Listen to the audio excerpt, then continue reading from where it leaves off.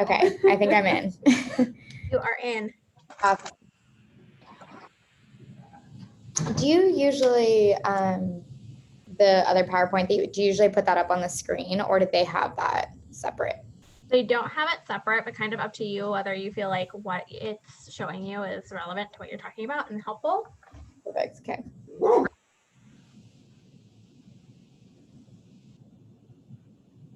They can still see your screen even if you are sharing that. Got it. Okay, let's share this.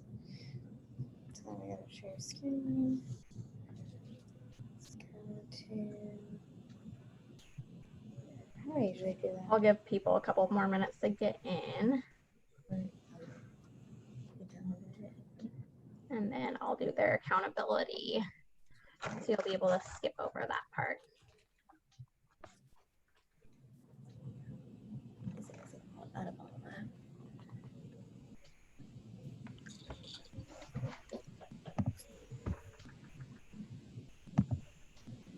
It should be the downloads. Where is it? Where it go?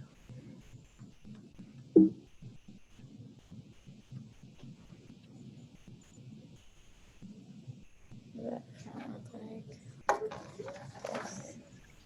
Oh, you found that. So if you just want to put all that. Okay.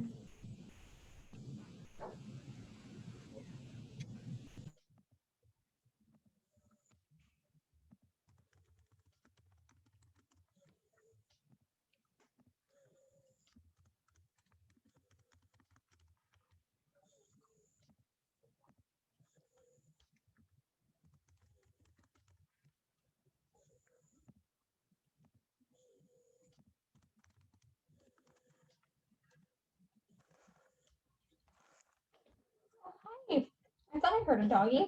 How are you? Do I have food in here? Do you smell my food? Yeah.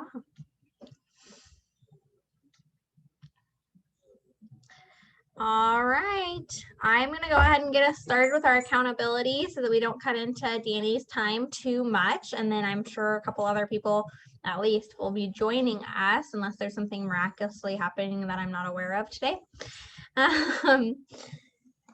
So we'll just go through how many contacts you've made, and don't necessarily need to tell us everything else that you're doing, but if you've signed any new contracts or gone on any appointments, you can also add that to your contact count.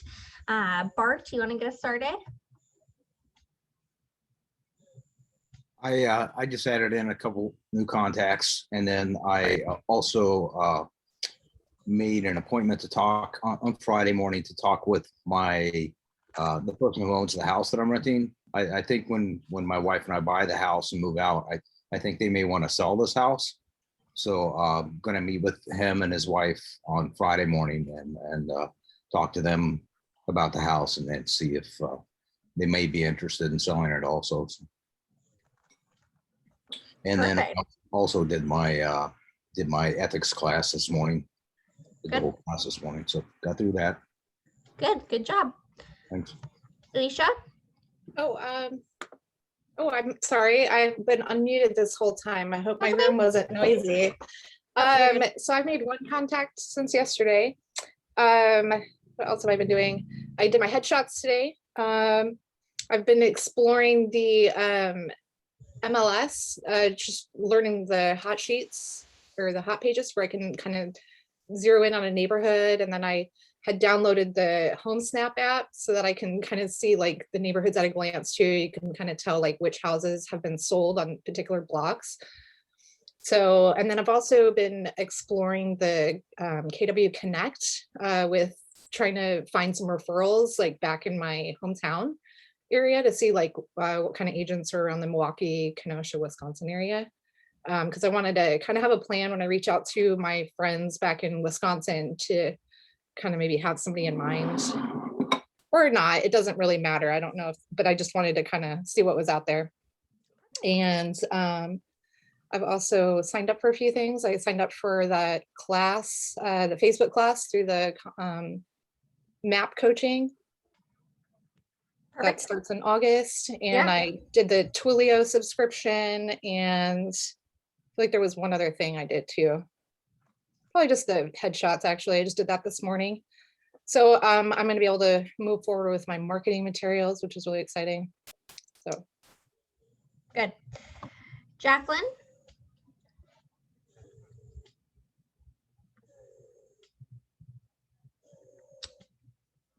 Oh, you're muted, so you gotta unmute yourself. Working on the MLS and working on the Board of Realtors and figuring all of that out. And listening to different inspirational speakers from real estate on YouTube. Perfect. Emily? Yeah, can you hear me? Yep. Okay, sorry, my earphones are weird. I never know when someone can hear me. I had 2 in-person contact conversations last night, and then I had about like 5 or 6 touches on social media. And I just adjusted my social media yesterday just based on the information we learned in yesterday's class, and that's it. Excellent, great job. Jake? Had a neighborhood contact, just sent me all of his and his wife's info to put into my data bank this morning, just before I got here. And some conversations at the gym this morning. Hey, Jake, how's the real estate going? Good. And piggybacking along that, vicariously trying to get up and learn more of this real estate technology, Paragon, stuff like that. I'm trying to just balance it all out and work from there. Awesome. Can I mention something? Yeah. I printed out something today that was like called 66 Days of Command. And it's supposed to familiarize yourself with the technology. So it gives you something each day to try to do in Command. So that may be something that you might want to print out and try to get through it. I'm in the same boat, so I'm going to try to use that each day to try something new. So Emily, are you sending that you're KWCC as well, I see. So Yeah. I'd like to see that. I really would. Just even if I can look at it over a cup of coffee in the morning. So I'd love to have that. So where do I find it? You can go to oh, go ahead. Yeah. Oh, just go into Command and type in like 66 days. It should Okay. pop up because that's what it's called. 66 Okay, good. days of the command or something. I can't believe that you would have any technology difficulties. You're way younger than me. We all do. It's all, yeah. that's Jared? available for everyone too. It's not just your market center. I was just going to try to. Yep, it's available for everyone. Yeah, so And I also ask, is that command every like Wednesday that Tom does, that's basically almost the same thing that he gave us, right? Yeah, so his Wednesday class is like open Q&A about anything you need help with in Command. Right. I answer Yeah. any. Yeah, so that would probably be helpful too. yeah, so I met with Morgan for a bit this morning to square up on some technology, and then that kind of transitioned into me meeting with Tom for a bit to square up on a bunch of contract stuff and go deal with anything, any other issues, and talked about a bunch of different things, everything from roofs to wells. And then I jumped into, I think it was 108 listings in 90 days or something like that. 108, yeah. Yeah, 108. So that was great. I just got out of there and now I'm here. Perfect. Yep. Nicole? I had a really productive 24 hours actually. I went to bingo last night. Sometimes I play bingo at the Elks Lodge, and it's like I am so young. I am like 25 years younger than anyone else there. So I ended up having a lot of really great conversations about, are you retired? Do you live in the house you raised your kids in?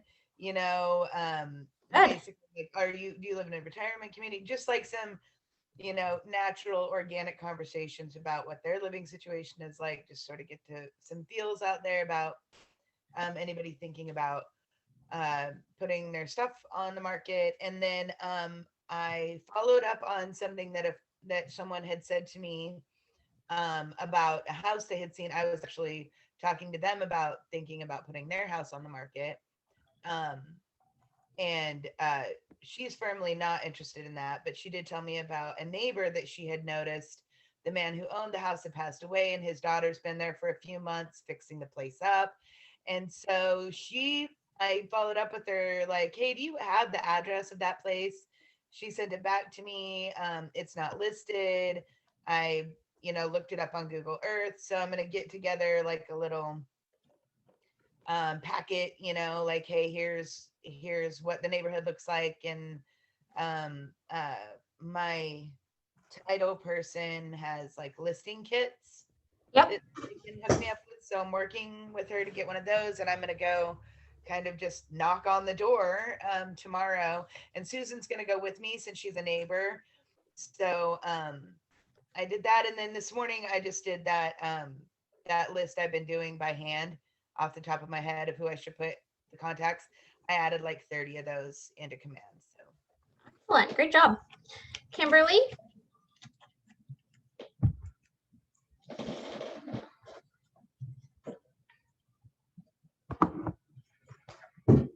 Okay, There you go. there we go. Sorry about that.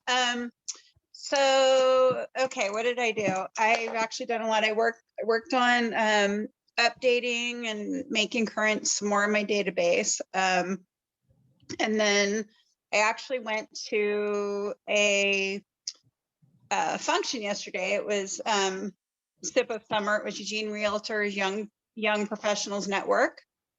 And that was actually really cool. It was mostly lenders and title people, and just kind of hung out for an hour, met some lenders, exchanged business cards, met a couple other agents. Yeah, it was just kind of fun to go and mingle and kind of network. And then today I met with Fidelity Title again, and we went over a bunch of different marketing ideas. After Aubrey's talk the other day, I was really motivated by what she had to say. I like the idea of her business model and Yeah. how she does things. That was really inspirational for me. So I talked, basically, they're going to help me brand my own welcome buyer's book and a listing book. So we're going to work on that. And then today we also, she hooked me up with a website called Breakthrough Broker. And it's really cool. It's like $13 a month, but it's super, super cool. I mean, you can go in like 20 seconds, you can have a flyer, postcard, whatever, ready to go, and you can share it, zip, zip, zip to your social media. Awesome. So, or as well as printing out, you can purchase things to print out and mail. But for me, I'm not very creative online. So for me, that's worth it. And then the other thing that we did is we went after the Facebook class yesterday, I updated all of my information, and turned out like just opening up my page and looking at everything, how just over months, years, things become outdated. And so to update that, bring it current. And then we kind of went over a personal Facebook page versus a business. And so I'm not sure which route I'm going to go. I'm kind of thinking keeping it personal and then having a work group. But I also like the idea of having a link for people that I hand out my business card to go to my professional page. So I'm still working on that. And then also you will all need professional pages in order to share real estate content on too. Yeah. So I also just wanted to let you know that my friend Kelly, who works at Fidelity National Title, she said I could give out her phone number for anybody who wants to call her and talk with her. She's amazing. She has a marketing degree.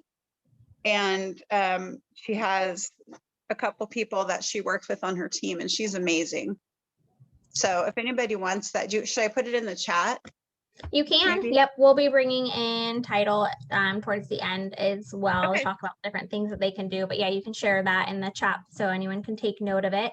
Okay. And then also, just so you know, Command Designs and Michael Lewis Marketing Suite both have templates that you can design and modify and then share to your social media. And those are free ones too, right? Yep. Yep. Those Okay. are what you get for free for KW. Yeah.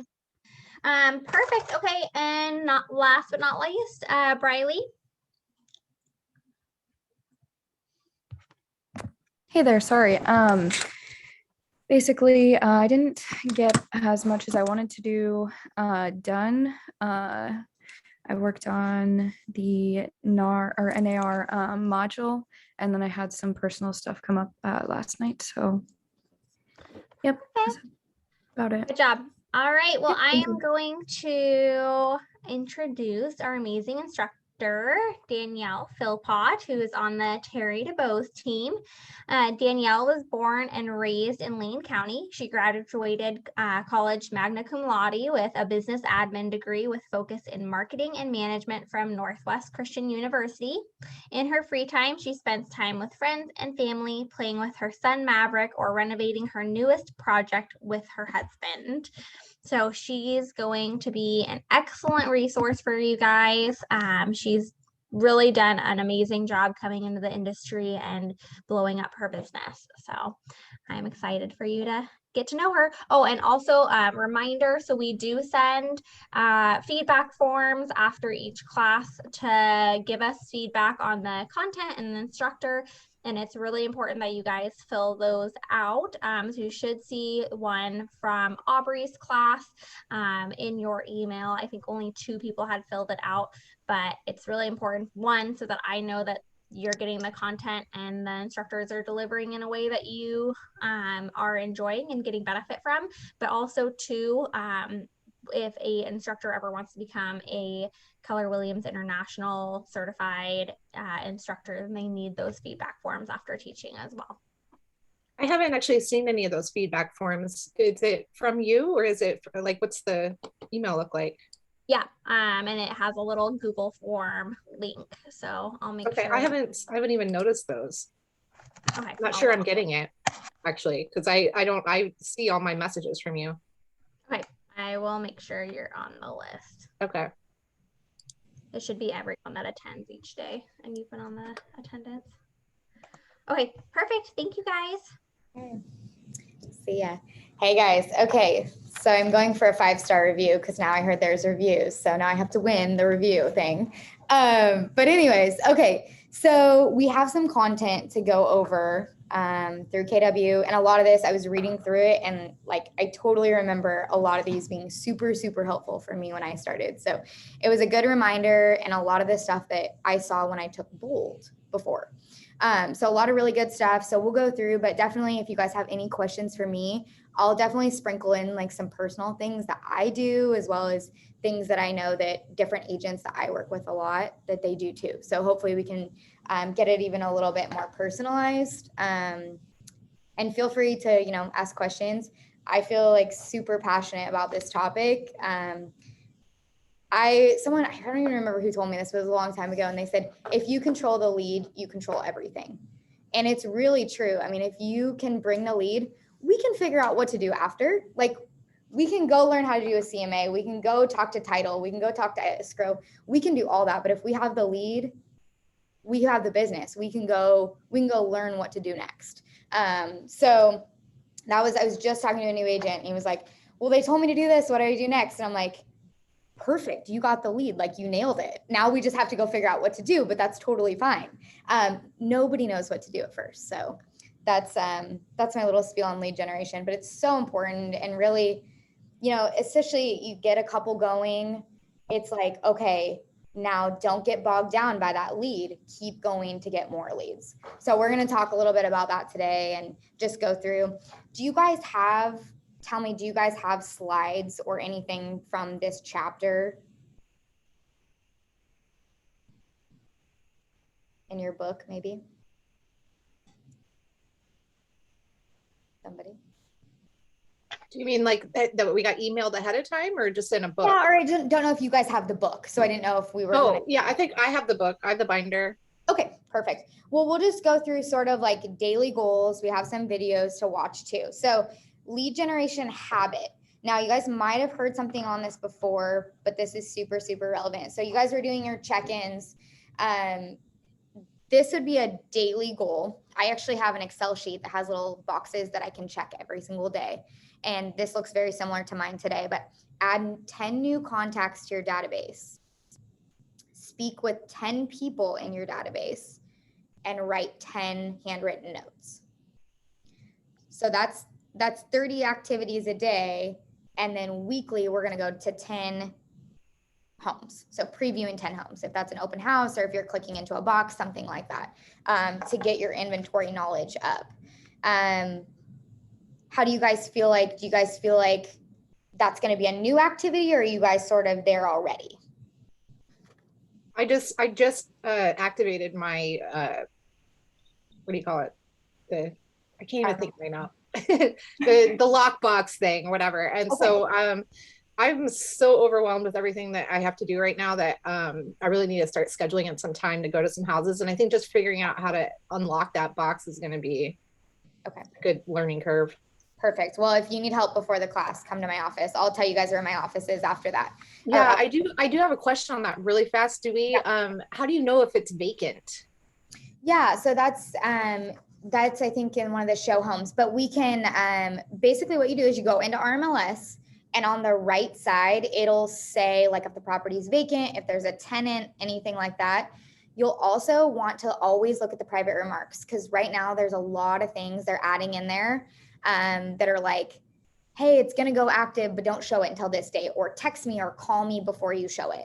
Yeah, so I noticed those remarks. I was just having a hard time finding one where I could actually just pop up and look at it. So yeah, I know they're sort of like sparse for sure. So we can definitely hook you up with some too that like might be vacant. I can definitely help you find that. I'm sure we could probably search. It's so funny how many things you can search for, but I'm like, I have never thought to search for it. But yeah, that could definitely be an option. The other thing is too, to maybe think about is like Thursday and Friday are really high listing days historically. So maybe like a Friday or a Saturday, that'd be a good day. You could also just go to open houses on a Saturday to try to bang them out as fast as possible. That way, then you don't have to schedule an appointment. So yeah, so that would be, and honestly, I feel like there's so much that gets thrown at you right in the beginning. I mean, I remember it's like, oh my gosh, I have so much to do. I'm feeling really overwhelmed. But if you go back to this and say, okay, I'm going to add 10 new contacts into my database, that's going to start developing your database, because then you can follow up with those people later. I mean, it could be like the first week, your mom, your grandma, your grocery store guy, like just start to think there. If you go on Pinterest or just Google memory joggers, those can be super, super helpful. It'll go in and it'll just literally jog your mind on like what could be good to put in your database. A person like a plumber, an electrician, it literally jogs your memory. It's super helpful. Because the first like couple weeks, it'll be not that hard to put in 10 contacts per day, but then it'll start to get harder. Like my goal is 2 per day still till this day. And it gets hard. Some days I'm like, gosh, I feel like I have everybody in here. But memory joggers, or going to your social media and scrolling through and just writing those people down and then going back and getting their information, or just emailing them, say like, hey, I'm starting, to send out emails to future clients. Can I put you in my database? Or can I put you on my email list? Like if you need to get their email for some reason, sort of just reaching out. And also that tells them too, like, hey, I'm going to be reaching out to you about something. Or, if you're going to do a pop by, like, hey, I'm going to be popping by, just dropping off things to current and future clients. Can I get your address so I can drop you something off? Like usually people are like, oh my gosh, awesome. That's so sweet. But it gives you a reason to get their current address and also follow up with them in some way. Usually that always leads to a conversation for me, because they know I'm their go-to girl in real estate. So it's like, oh yeah, oh my gosh, craziest thing you just texted me. Like my cousin wants to sell her house. And I'm like, freaking awesome. Let's do it. So that just sort of, it's like really organic in a way that we're growing our database, but we're also reaching out. So sometimes, that can be a reach out for me and a database contact depending on the day. And then speaking to 10 people in our database. Once we start to develop the database, then we can go back in and say, okay, I've talked to them, 3 weeks ago. I don't need to talk to them. We usually shoot for 4 a year. So quarterly, we're going to be mouth to mouth or belly to belly with a client. So I'm going to be in person or on the phone with everybody in my database 4 times a year.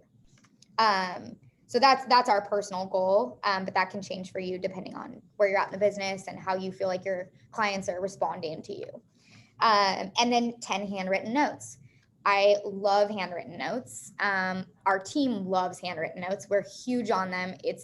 I do not think it's dead at all. I think it's very relevant.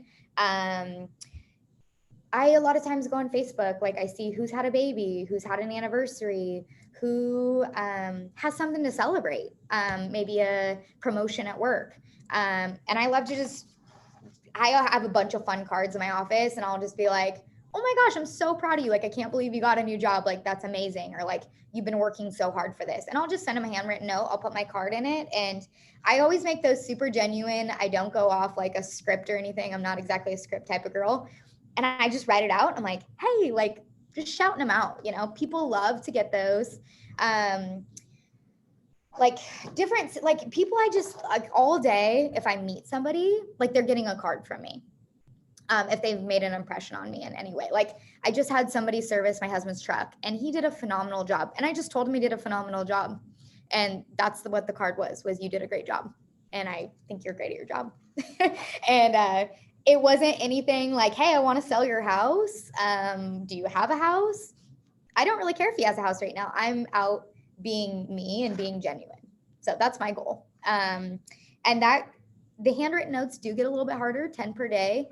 But in the beginning, you could absolutely be doing something like a golden letter, like, hey, I'm in real estate. I'm announcing that. I'm letting everybody know and hand signing that, or handwriting it and saying, hey, I just would love to let you know that I'm now in real estate.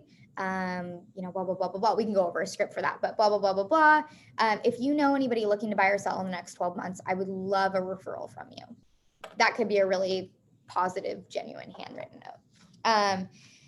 And honestly, sometimes if I don't know what to say, I Google it and then I sort of go rogue at the end, and just sort of have a little bit of a script, but I also go a little off. And then the previewing homes, I think it's important, but I don't think it's as important as those first 3. I think developing your database, developing communication, and getting to feel stronger with talking about real estate. Now I barely have to bring it up. People already know that I'm in real estate, or they've gotten a handwritten note from me or a card or something like that. It becomes more organic because I don't have to be like, hey, do you have a house to sell? I'm like, hey, how are you? Like, did you get my card? Like, that was so cool. You got a promotion. And they're like, yeah, of course. Like, oh my gosh, yeah, blah, blah, blah. It just becomes more organic when you're reaching out more than less. Does that feel I have a question relevant? about addresses. Like, how did you, like when you, with your husband's truck cut service, did you send it to the truck place or did you send it to the guy's house? I sent it to Kendall Auto Attention, Aaron. I Okay. think is his name. Yeah. Right, So right. it depends on who I have. Like him, I back looked him up. I couldn't tell that he owned a property before. I believe he's a renter. So if you go a few places, it's a good question off this. A few places I go to, Arlid. I don't know if that's automatic. Do you guys have that automatically? One person has mentioned it to me, but I haven't heard. Corbin actually mentioned it to me, but I haven't heard anything else about it. Yeah. Okay. I'm not sure how much it is per month, or if it's automatic. That could be something maybe to follow up with on Mara, but it's RLID. It's like Regional Land and Information Description or something like that. And I go there all the time. Like if I can look up an owner, I could look up an address. If I had like your name, I could go in and it would tell me associate properties with you. Okay. It can't It's always just owners. It's not renters. Not renters. No, correct. Okay. For renters, I use White Pages. I think it's $3.99 a month. And yeah, I usually start with White Pages because it's super user friendly. And I just go in, I type in their name, and that's how I usually get them into my database, because then I'll see their last address that they were at. So, and sometimes they bounce back. It's not that big a deal. Like I had one guy this week sort of be rude to me and I was like, sorry, I gave you a free car wash. Like, like I'm okay. You know, it's just like, you just got to get through that sort of pain and concern of the database, because I heard somebody say it's a data bank. So if I get one bad feedback, but 499 people loved my free car wash, cool. You know, like I had to get over that a little bit, because when that guy emailed me, I was like, oh my God, this is so traumatizing. And then I'm like, everybody else loved it. So why do I care? I don't. But yeah, so that's database. And, you know, a lot of times people know you're in real estate. They want to know what you're doing. And I think that's like putting the positive spin on it, and also believing that you have so much value. And I think that's really valid. I mean, I had someone tell me, they said, would you, if you knew that your friend was going to sell their house and it was going to be you or someone who was not good at all, how bad would you feel if they had a really bad experience? And I was like, God, I'd feel terrible. Like, I want my friends to get the most money for their house, and I want them to be the best off they can be, right? And I was like, well, God, I better write that dang handwritten note, right? Because they need to know that I'm going to do a good job and that we're going to execute well for them. So it's funny, those little things along the way that just shift that mindset from, oh my God, 10 contacts a day to, oh, we can totally bang out 10. You know, and on it personally, I do this as soon as I can when I wake up, because the day starts, what do we call it? Swimming in the sea. We start swimming in the sea and everything starts, the waves start going, right? But if you do these as soon as you can in the morning, because you know that's your data bank, and lead generation is your number one concern as an agent. Because even if you have 2-3 clients right now and you're showing, you get them under contract, that's the death, right? Get back to lead generation, because that's, at the end of the day, that lead that you already are looking for should already be done in your mind.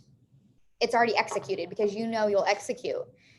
What's concerning is, how are we going to go get more and sustain that over time?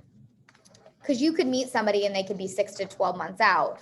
We just have to keep bringing them into the funnel, so our funnel remains full. So did you ask the car guy if he wanted to be in your database, or you just entered him in to send him the note? He's in it. Yep. Okay. Yep. I guess that's the part I've been a little fuzzy on, is like, do you need people's consent to put them in your database? No. I mean, technically, to call them, you should look at the do not call list. But in that way, I'm not huge on just cold calling, so I'm not really concerned about that normally. We're going to have that plan, that 36 touch that we're going to be getting them in on. So, I mean, as far as like truly developing the lead, the most difficult item to get is their email. So, you know, and you could even just, I mean, there's so many different ways. And I honestly look at every lead individually, because sometimes, right, you have like 2 out of 5 parts, you have 1 out of 5 parts. Like, how do I get the rest to complete that profile? Is my database 100%? No. It's not at all. You know, there's some people I don't have their address, or some people I don't have their phone number. And a lot of times we'll go in and we'll try to clean it up as much as we can. But I just try to get as much info. And if they see me 2 or 3 times in an email, they get a car wash from me. Now they're getting a pumpkin from me. Now I'm reaching out about our client event. Next thing you know, they think we truly have developed a relationship.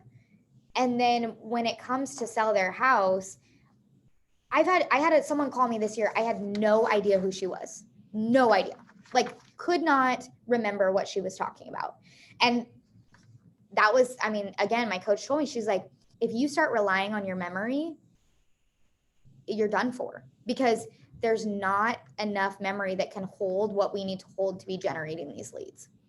And it truly, I had a database ad in there that said I met her at an open house. That was my fault. I didn't put which open house I met her at. I should have put that. Once I saw her in person, I met her out at the property. It instantly clicked. I was like, oh, 5th Street. It was about 3 years ago. And she was like, yeah, thank you so much for keeping in contact. I would have never gotten that lead otherwise. So it's things like that situation sort of remind me, like, this is just business, right? It's what it is. Everybody else does it. If you go into Kendall and get your car fixed, are you on their email list? Are you getting postcards from them? Are they following up? Heck yeah, they are. And hypothetically, if they tell you not to follow up, awesome, no worries, I'll get you deleted right away. It's like no big deal. Let's see here. Okay, cool. Well, if you guys have any questions too, we can get in the chat box. Okay. So you guys usually have call time, correct? Looks like on the sheet, we usually have call time, like 20 minutes of calls. Do we have that? We haven't, I don't think we've done that yet. Okay, we haven't done that yet. Okay, that's totally fine.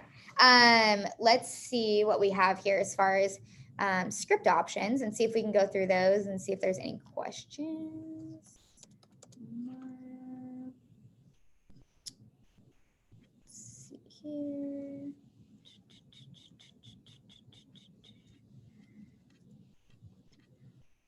Okay. How many classes have you guys done so far? For the Okay. Ignite or for all together? Of Ignite. This is our third one. Oh, gotcha. Okay, great. Okay, let's see. Okay, let's just skip that for now. I know that's a little anxiety ridden. We'll get back to our scripts later. I don't want to like throw you guys right into that right now. We can definitely go over some more tactics. I'm going to have Rachel, my amazing assistant, help me get the PowerPoint up. And we can then go through and you guys can see it a little bit better then, because I feel like that might be helpful. I actually want the big one. That one. Yep. Do you want the video is up too? Or later? No, let's not do that. Okay. We'll do it fast. We'll do a pass, yeah. What I'll do is I'll send you guys out. There's going to be 2 videos that I'll send you guys after the class.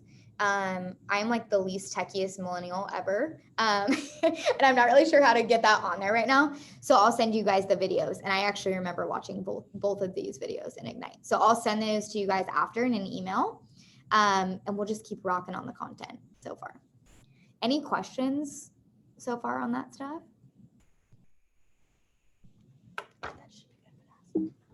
Okay. Can you guys see the screen okay now? Yep. Awesome. Okay. Cool. Let's go. Oh, click in here. Okay. So we already went through a little bit of this, and this is that daily lead generation habit. And I would highly recommend finding some way that you can get this in something that you look at every single day. Like I have an Excel that has like my pipeline and then my contacts per day, my notes per day, and I have to click a box. Brian DeBose, he's on our team. He's way better at clicking the boxes than me.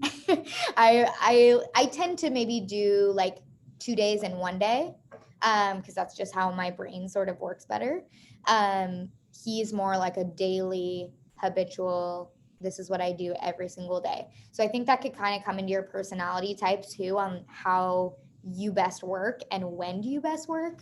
But I've definitely found that the earlier you get that done during the day, the better, because it will get away from you.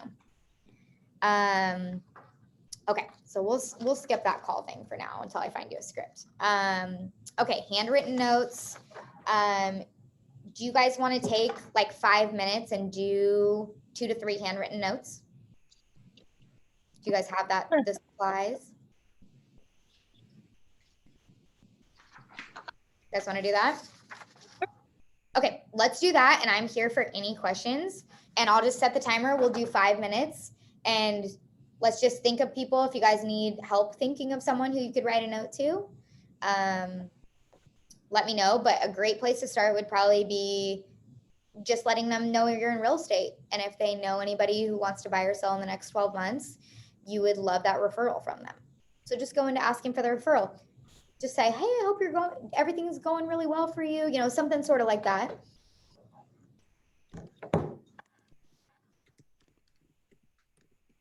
And if you don't have a cutesy little card in front of you, just write it on a piece of paper and you can transfer it to a card later.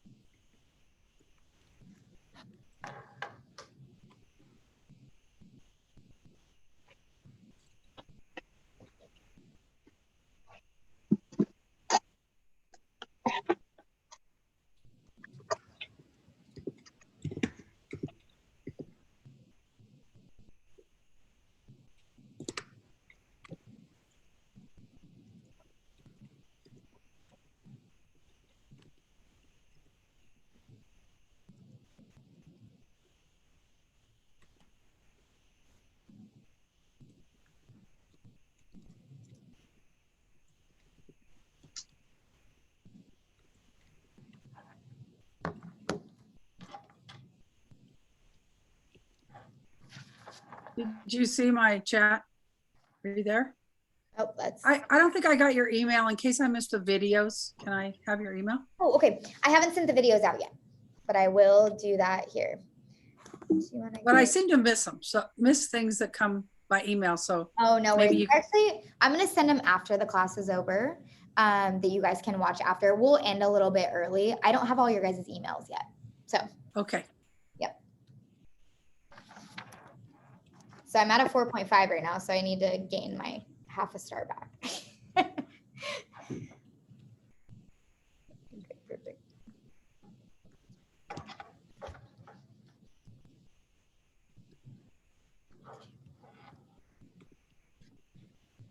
Can you see the chat box better? She is chatting. Oh.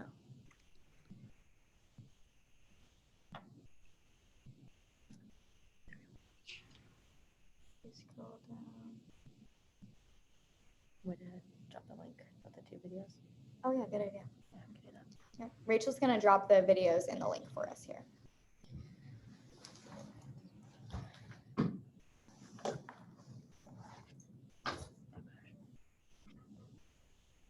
That'll be easier than emailing anyways. Yeah, just so they can see everything. Yeah, oopsies. And I love the test tab. Are you sure? There it is. Yeah, that's probably different.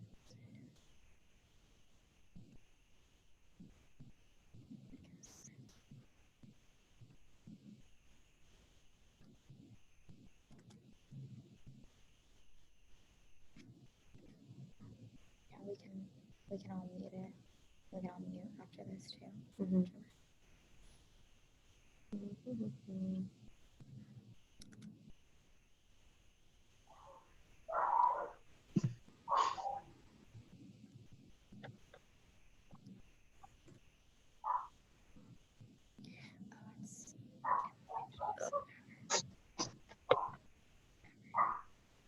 Is there anybody in the meeting? Yeah, it usually should see it.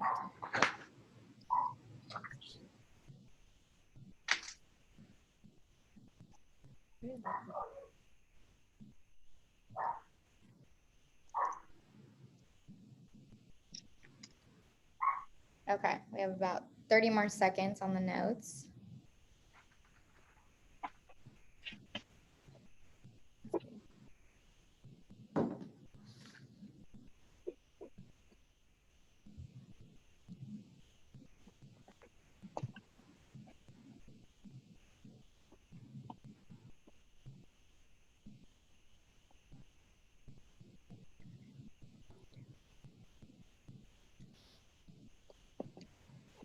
Okay, cool. How'd that go, you guys? Did we get a few done? Awesome. Okay, perfect. Yeah, I think, and I have had questions before on like, do you put your card in it? I always put my card in it. I just think that if they need to reach out to me or whatever, they have it in there. Why not? Is my whole premise on that. Okay, handwritten notes. Super powerful. Okay, so let's go now. Oh, here we go. This is what I was talking about. Lead generation, it's your number one job. It's literally the most important thing you do as a realtor every single day when you wake up. So even when you're thinking like, oh my gosh, I have to send out this and do this, and now I have to go do a showing, it's like, okay, what are you doing to time block lead generation? Because what you focus on does expand, and it is absolutely the number one thing you will do. And I am like, we talked about this, like my first year, it's like, you're going like this. You're like, okay, I'm nailing it.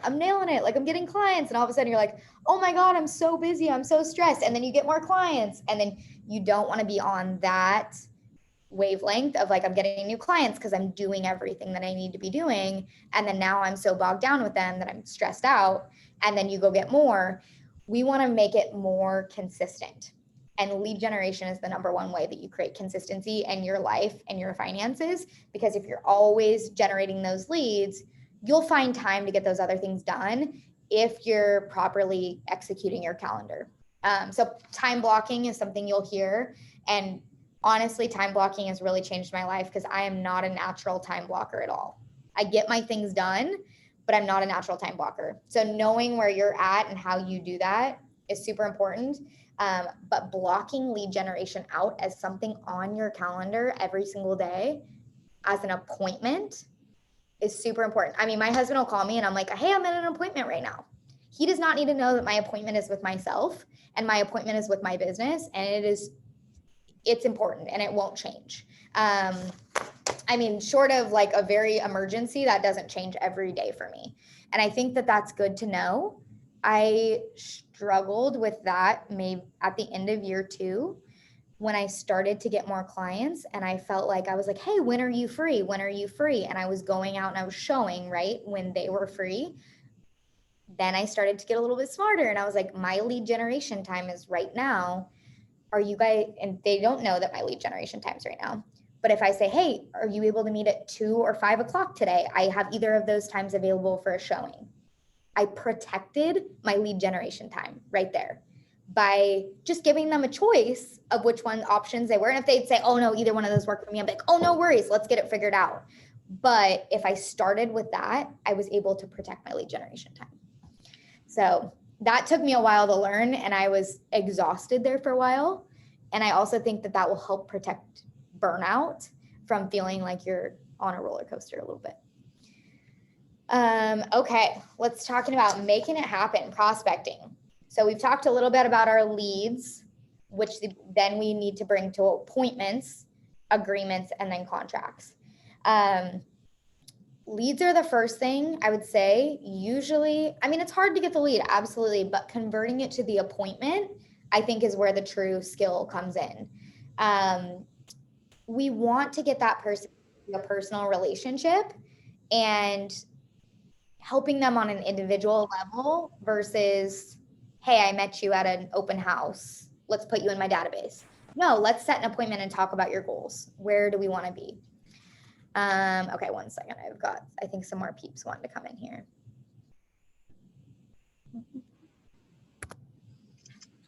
Okay, let's see. We've got some chat. Okay, perfect.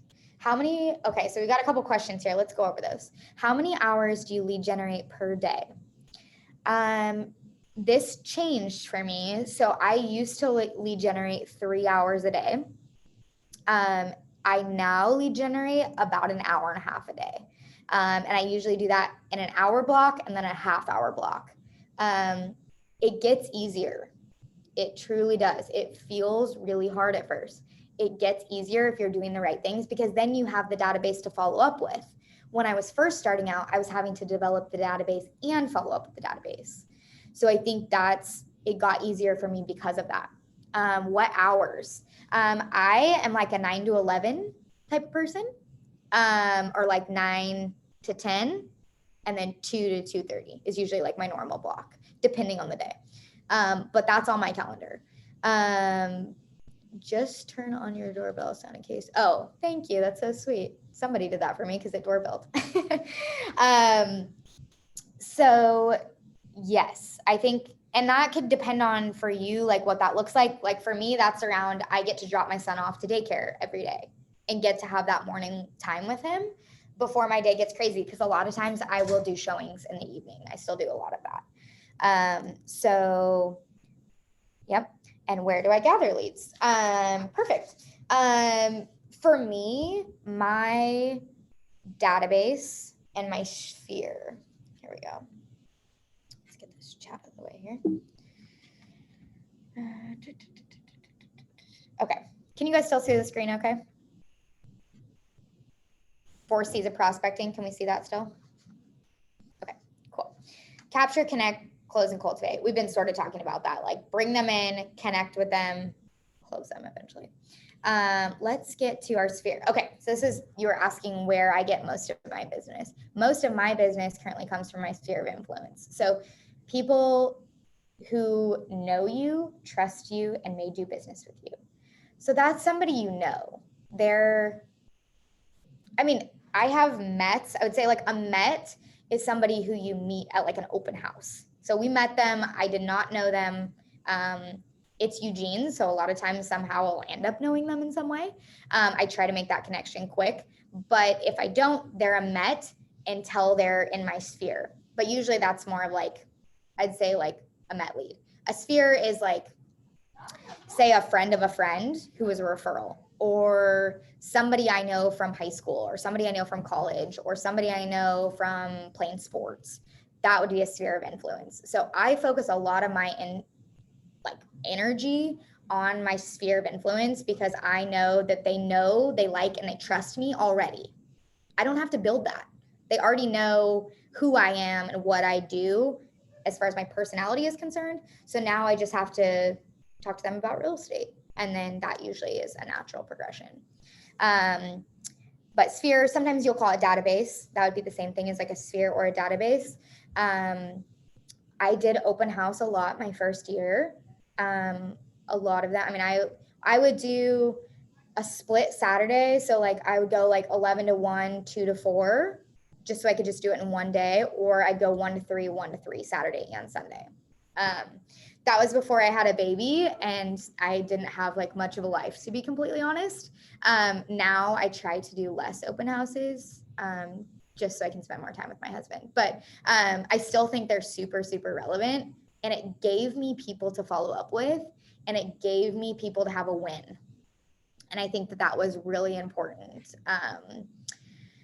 Really important to get some of those wins early and just keep winning, you know, like that's what open houses gave me, because you already know that person for some reason came into that open house and they're a warmer lead than like anything else, basically. So that gave me a first of my few that I could close a little bit faster while I was still developing my database. So I would definitely recommend those for sure.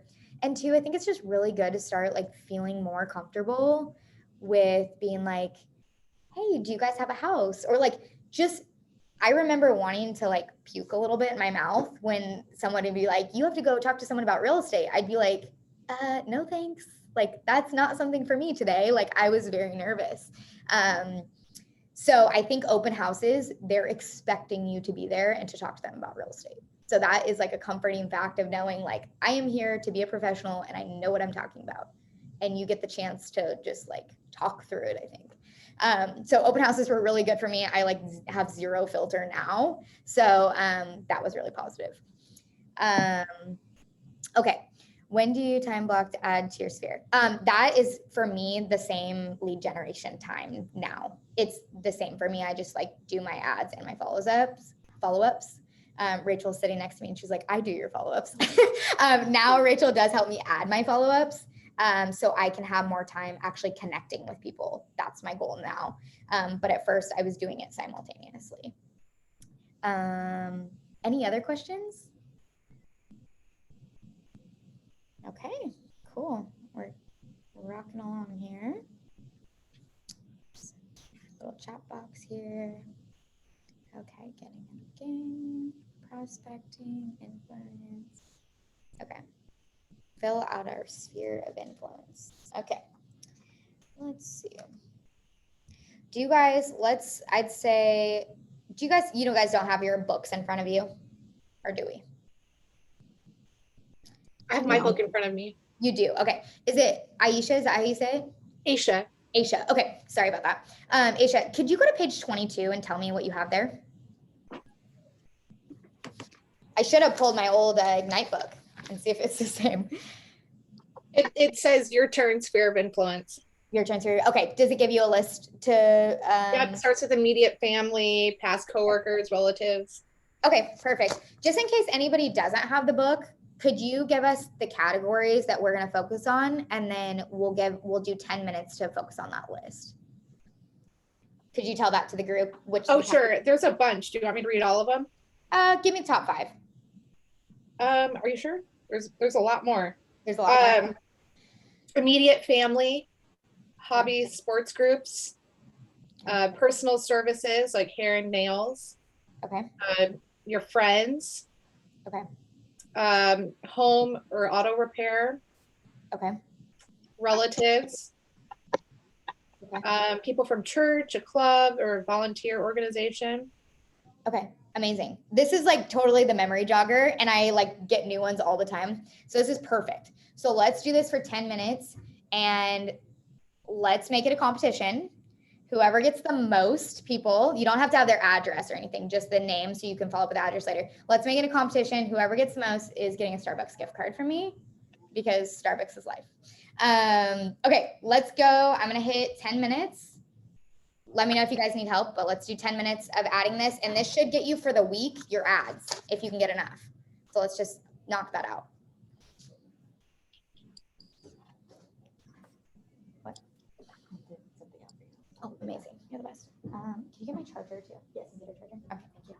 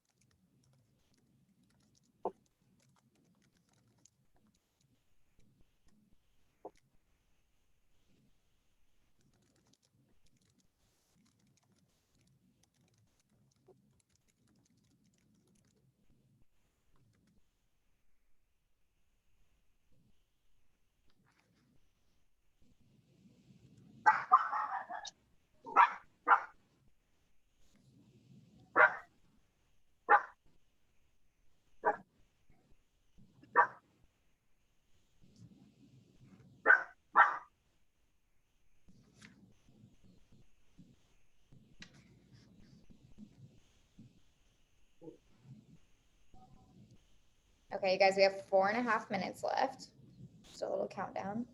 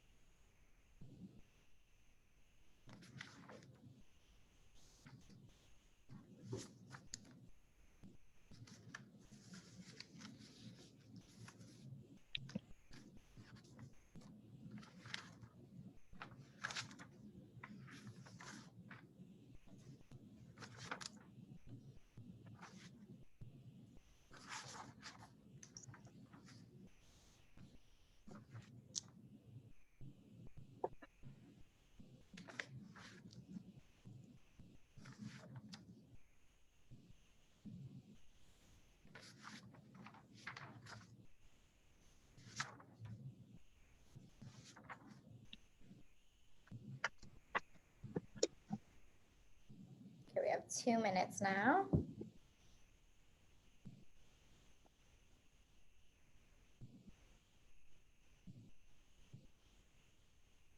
I go ahead and ask a question?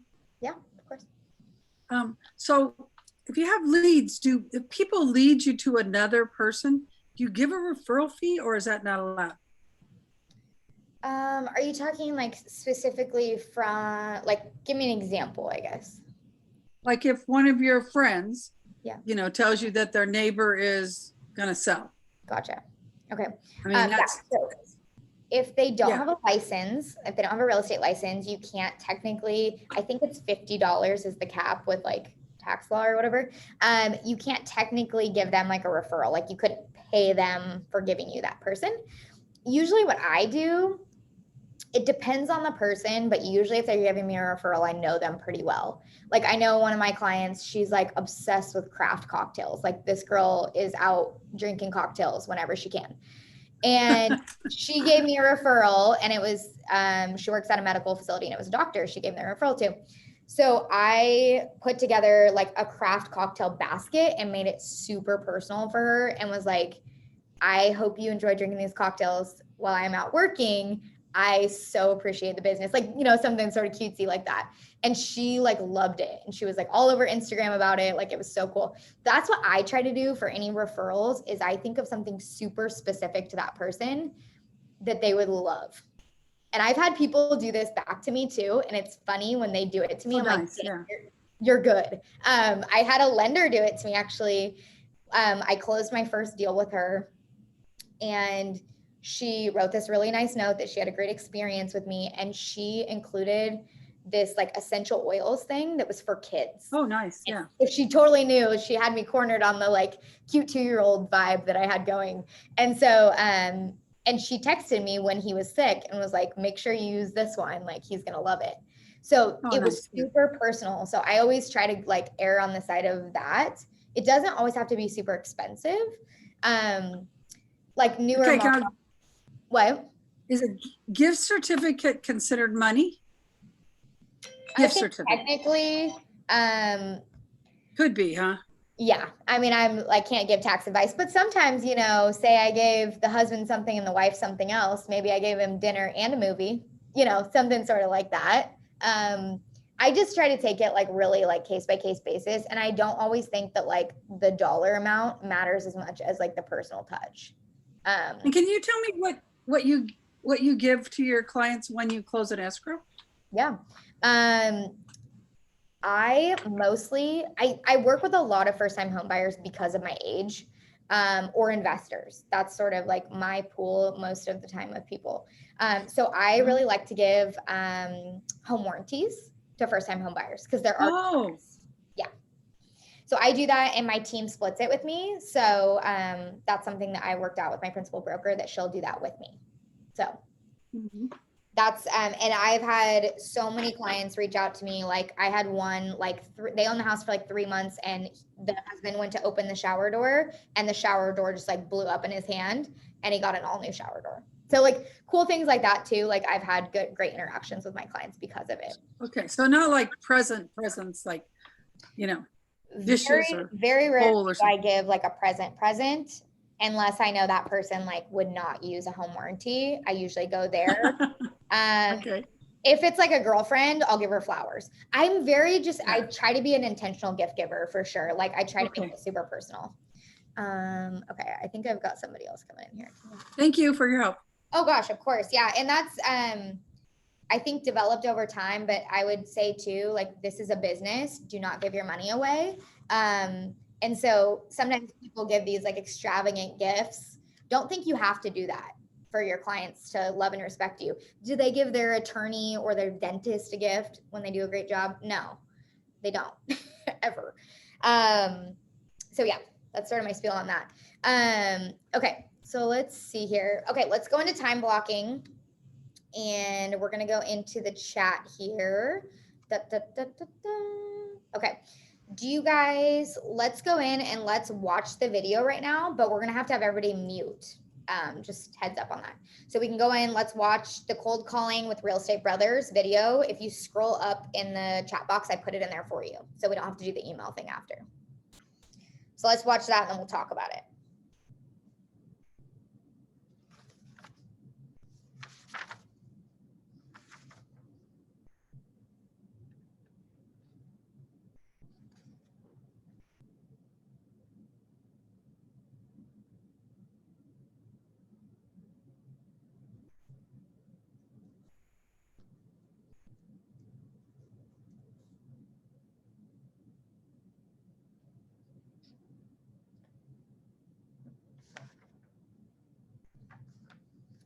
Is that working okay for you guys? The video? I'm not seeing a video right now. Not seeing a video? Okay, good. You guys just tell me if something's going crazy. I'll resend it here. We are going to, let's see. They might have trouble if they don't have Connect, but we'll We're see. supposed to click on the link in the chat, right? Correct. Yep. Is that Okay. working for you? It's the cold calling with Real Estate Brothers. I just resent it too. So tell me if you guys have trouble. Got it. Got it? Okay.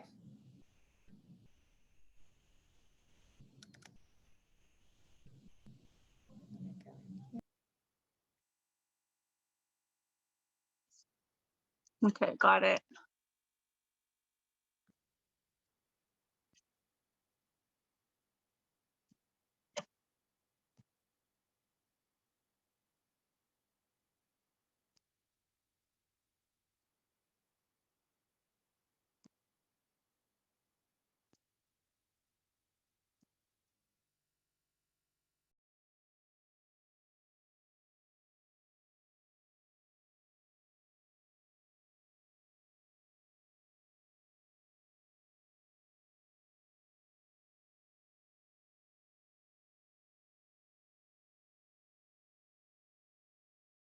Got it, you.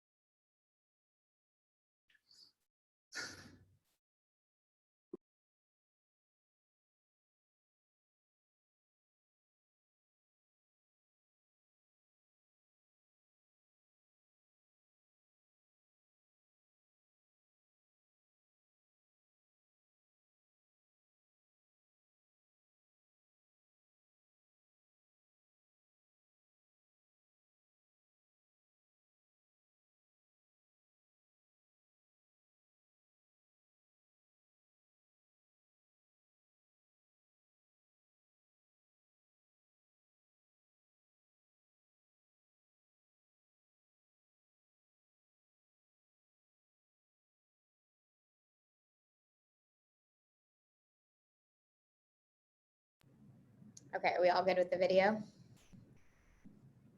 Do we get to watch it? Okay. Any takeaways from the video?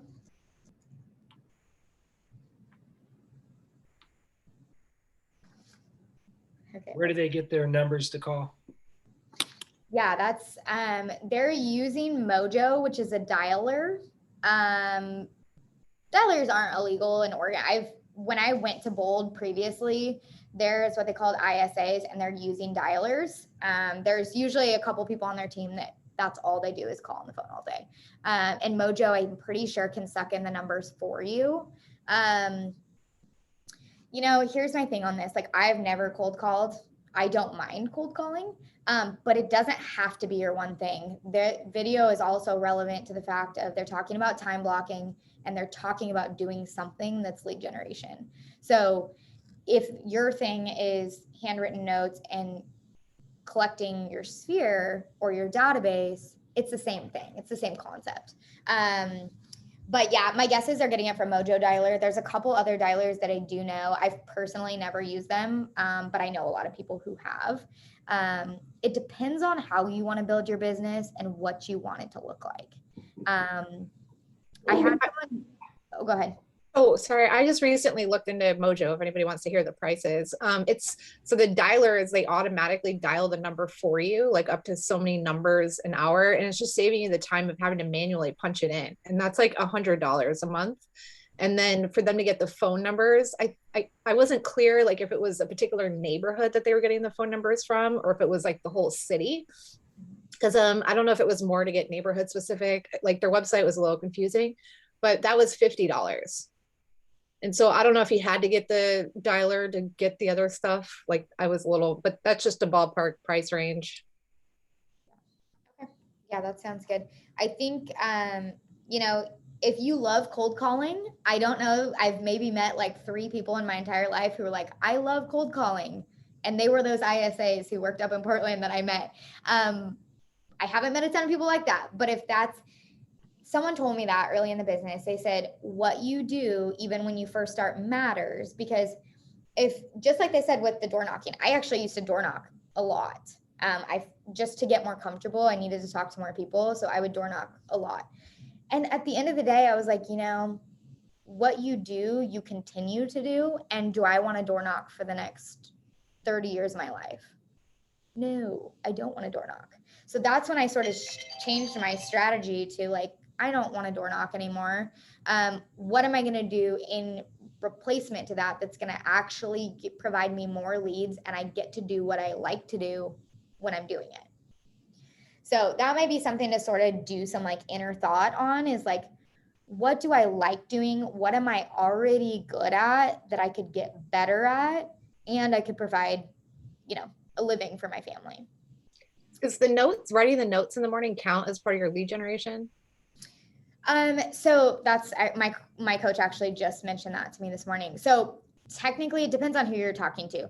If it's not a two-way conversation, it usually doesn't count.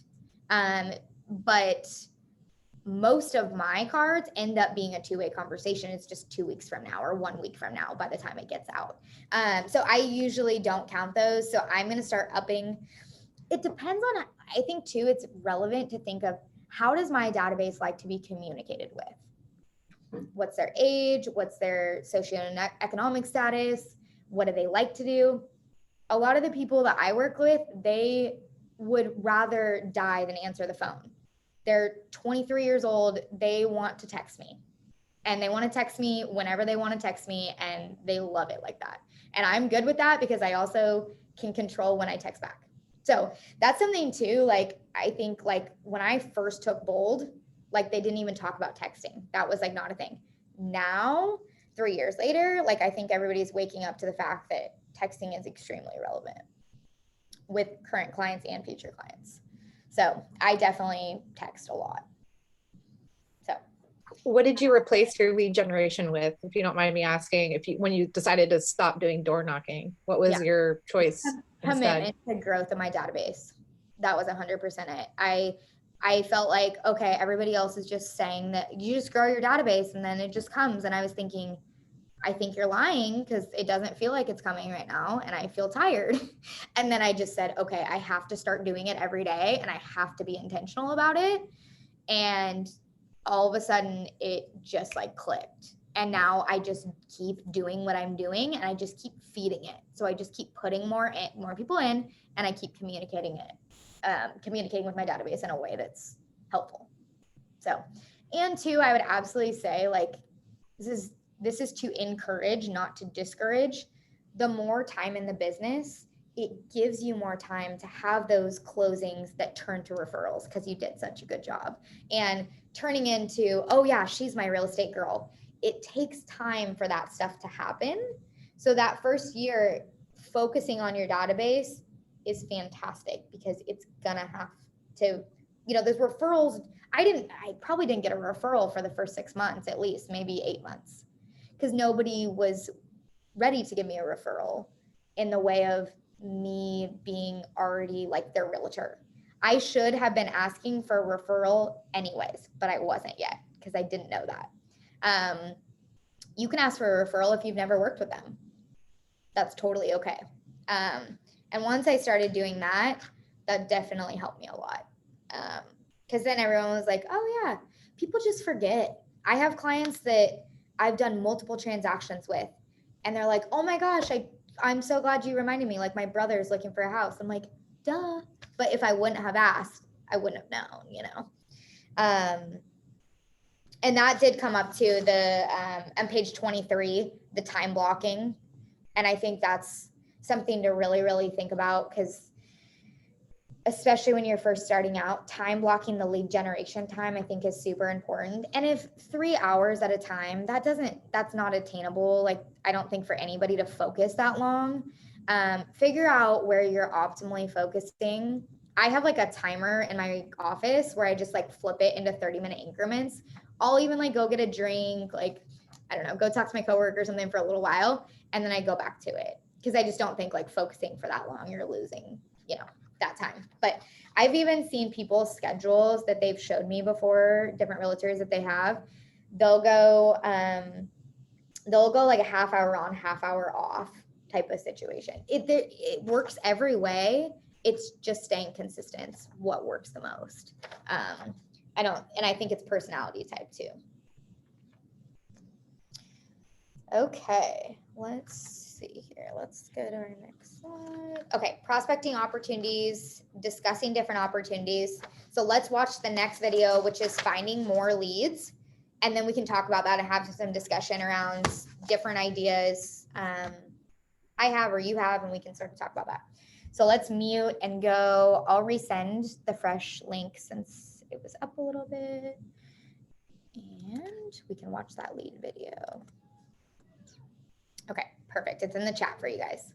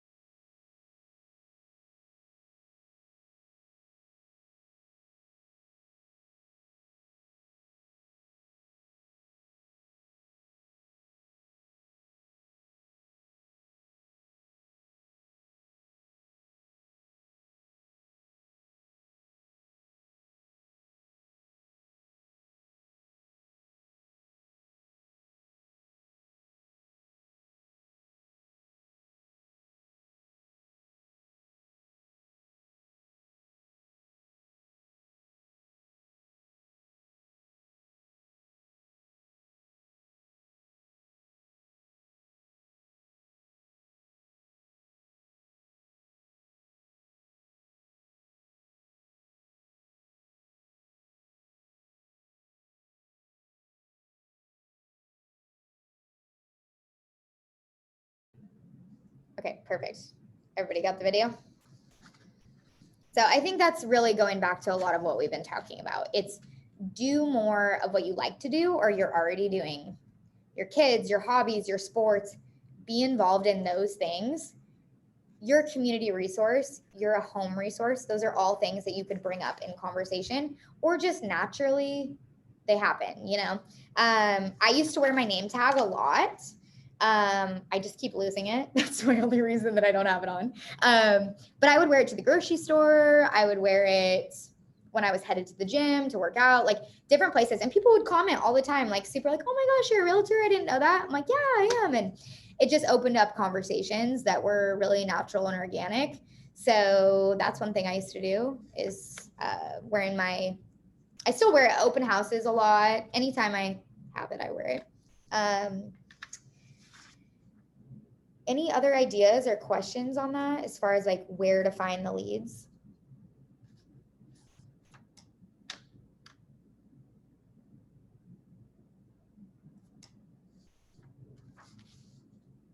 Okay. Referrals, I think, okay, we got a chat box here. Oh, how do we order a name tag? I can send out, I think she used to be in the KW office, but I think she's working from home since COVID, but her name's Trenda. And she has like a ton of different things that she does like marketing wise. And she's like done it forever for KW agents. So like our mailers that we send out are all through Trenda. And she's really good because she knows what logos we need, what everything we need on our stuff already. So she makes it really like convenient and easy. You can order signs through her too. But yeah, I ordered my name tag through her. I think there's some on Pinterest too. If I think I looked, but I just ordered through Trenda. Okay, perfect. Trenda, okay. Yeah, we're getting her email to put in the chat box right now. But yes, correct. Trenda does make the open house signs. Yep. One thing I feel like we haven't really touched on is social media. How are you guys? Have you guys started your social media? How's that looking so far? I've just been waiting to get my profile shots done, which I just did that today before I start with my Facebook and all that. Absolutely. Yeah. No, that'll be great. And that'll too, you know, depending on what medium you're going to be on and how that works. I'm big into social media. When I talk about my database, a lot of that's social media based. A lot of it. A lot of those conversations that I'm having. I mean, my coach was even like talking to me today and she's like joking, like, you know, we can, we're in the DMs. We are definitely in the DMs. And I think that people like you to be approachable in a way that's fun and exciting. And there's a reason that everybody's sticky, right? Like this comes back to my marketing background. There's a reason that everybody's sticky. Think about why you're sticky. Why would somebody come to you versus coming to me or coming to one of your classmates? What is that sets you apart and what excites them about your social media? And stay there and stay relevant. I post a lot of content. I probably should post even more about the renovations we do because that's my background. Renovations, what we're doing, where my family is. That's where I get a lot of that contact and interaction. So for you, that's your kids or sports or school or, you know, I mean, even like the 10, I was thinking about that 10, you go to see 10 houses per week. Make that a thing on social media. Like, hey, we're going to do 10 walkthroughs this week. Like vote which one's your favorite or, oh my gosh, like, look at this, like, look how amazing this countertop is or something like that. Like interacting with your following is super, super important. Like I, till this day, have people like, hey, your friend told me you're really good at paint colors. Like, can you help me pick out a paint color? I'm like, yeah, of course. Like, that's what I love to do is help people. And I love the renovation aspect. So everybody that sort of works with me knows that about me. So if they go to renovate their house, I'm one of their first calls. And I love that. That's super fun.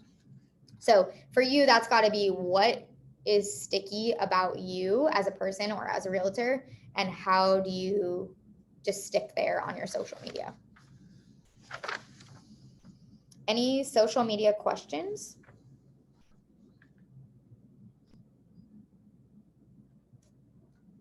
How often do you post? How often do I post? Oh, good. I'm not. So we do have our team page. If you go to our team page, it is, Rach, what is it? Terry DeBose? Terry DeBose & Co. You'll see. So we have social media coordinator on our team.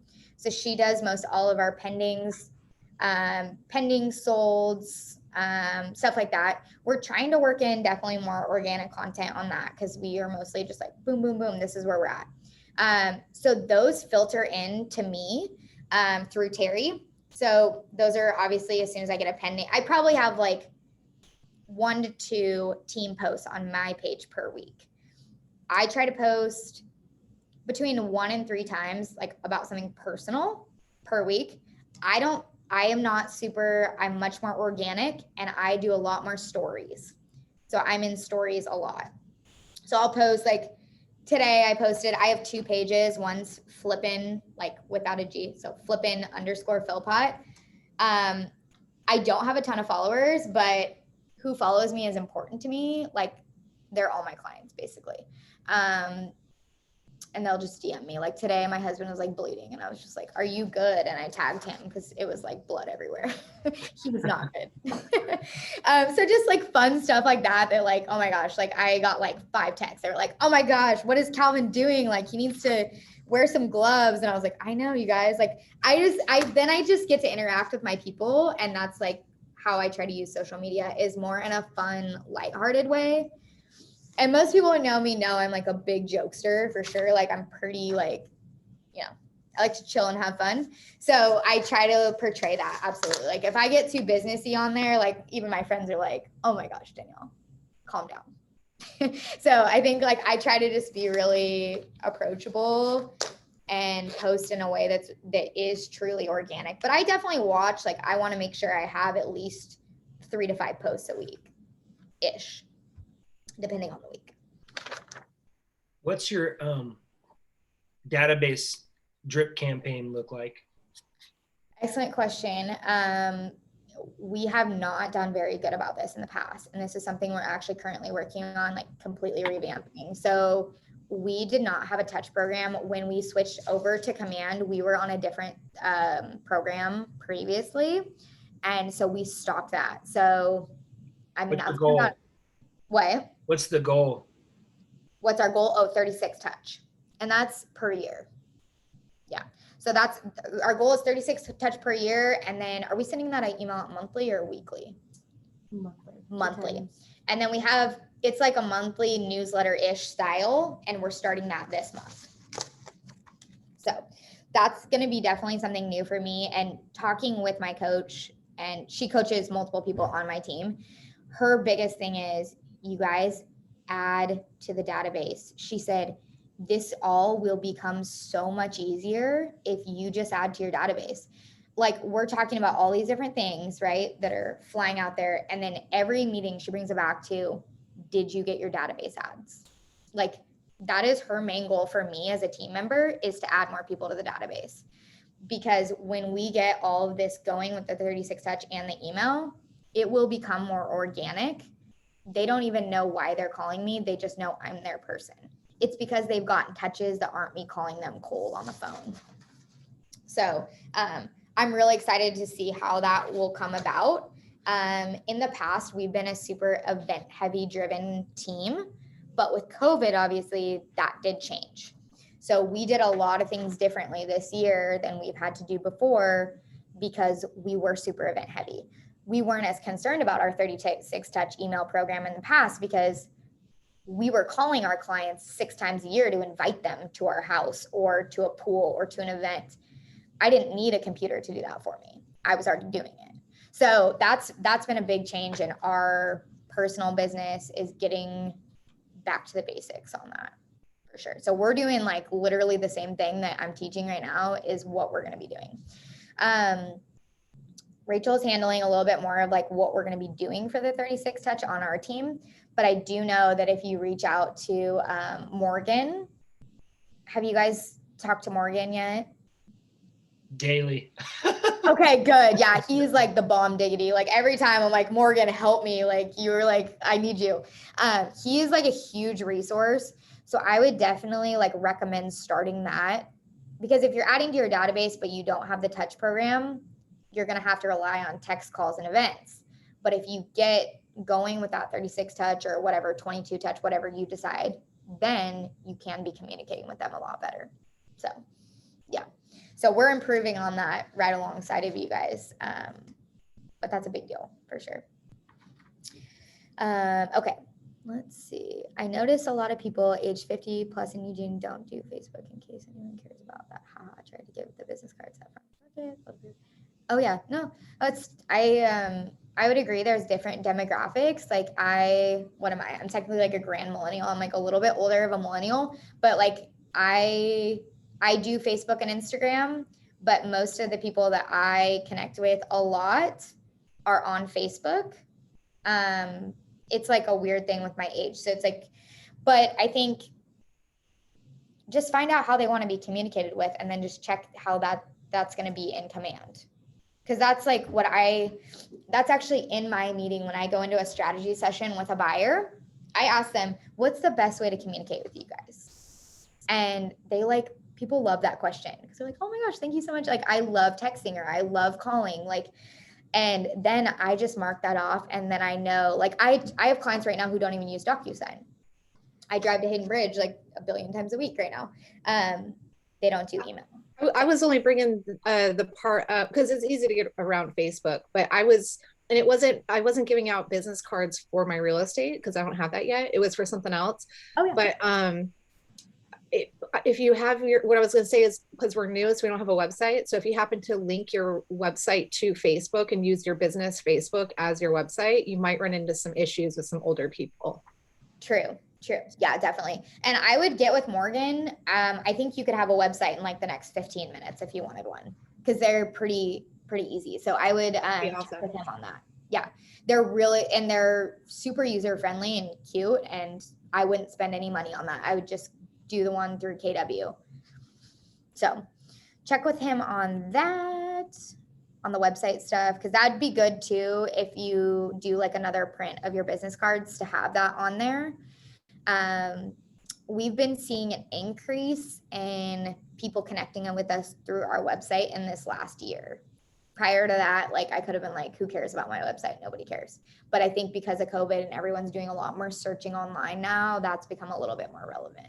Do you use the Keller website or do you have another website?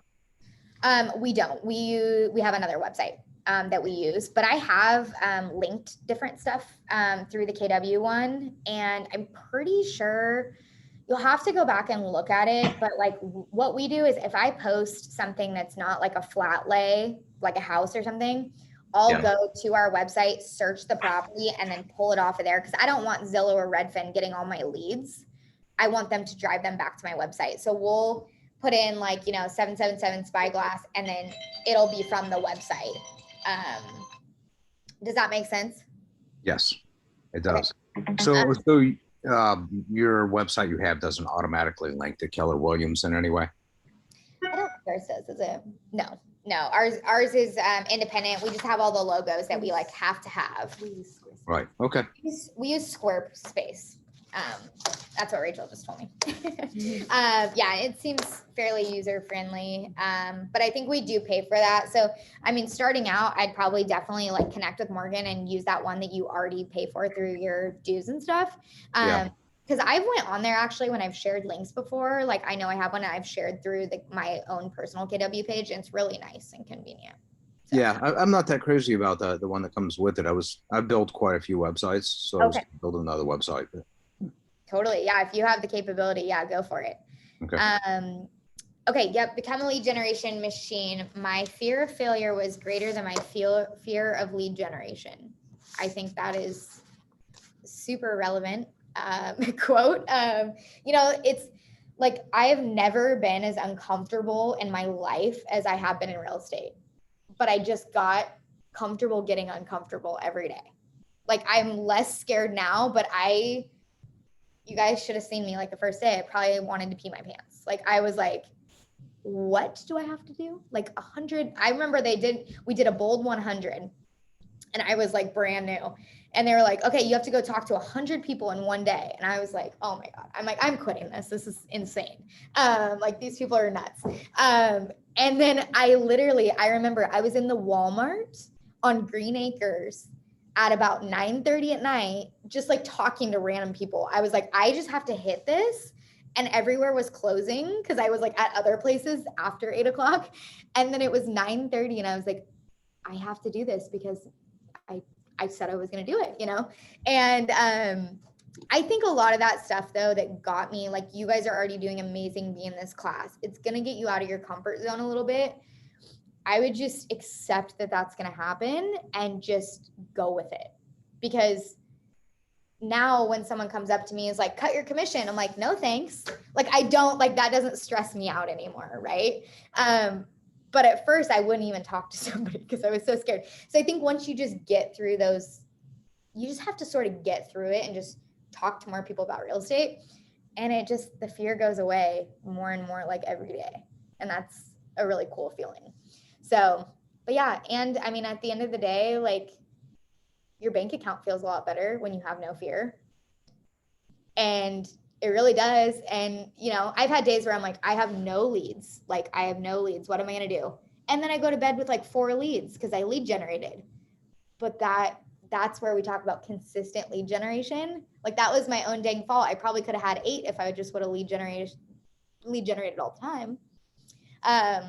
So yeah, no, I think it's real. And I think one thing that someone told me too, when I first started was fall back. Like if you feel really new, right? Like, okay, who's going to trust me? I'm really new. Like there's so many other options. Like get that out of your brain. You work for the #1 real estate company in Lane County. Like you have Terry DeBose, Galen Haas, you have Stephanie Coates, you have all these big agents who you can go knock on their door. You have Mara. You're in an amazing company and on an amazing team. Like if someone asks you, oh, which company do you work for? Oh, I work for the #1 real estate company in Lane County. Like, oh, damn. Right? Like know that you have the support. And that's going back to, if you have the lead, we can figure out everything else. Just go get the lead and then we can figure it out. I think that that's just kind of going back to that always. If you're feeling a little fear is good. Okay, so putting it all together. So we have our action plan. So we're going to do our 10, 10, 10 daily. And I think we're taking the weekends off on that. So let's just do 5 days. Prepare for our next class. Okay. I don't know what you guys are doing for your next class, but I'm sure it's great. Recall and remember. Anybody have an aha from today?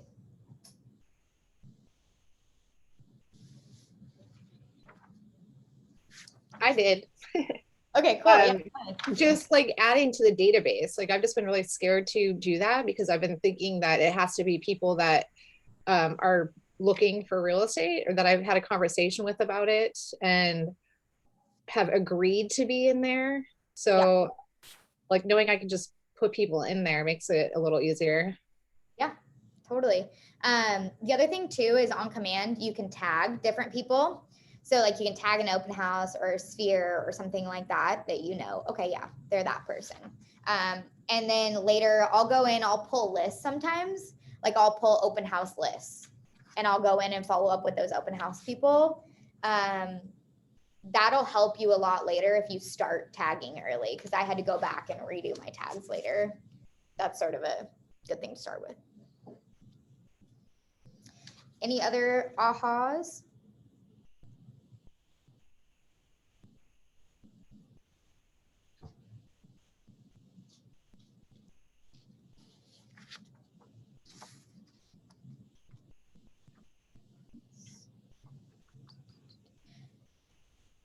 Let's go in. Okay.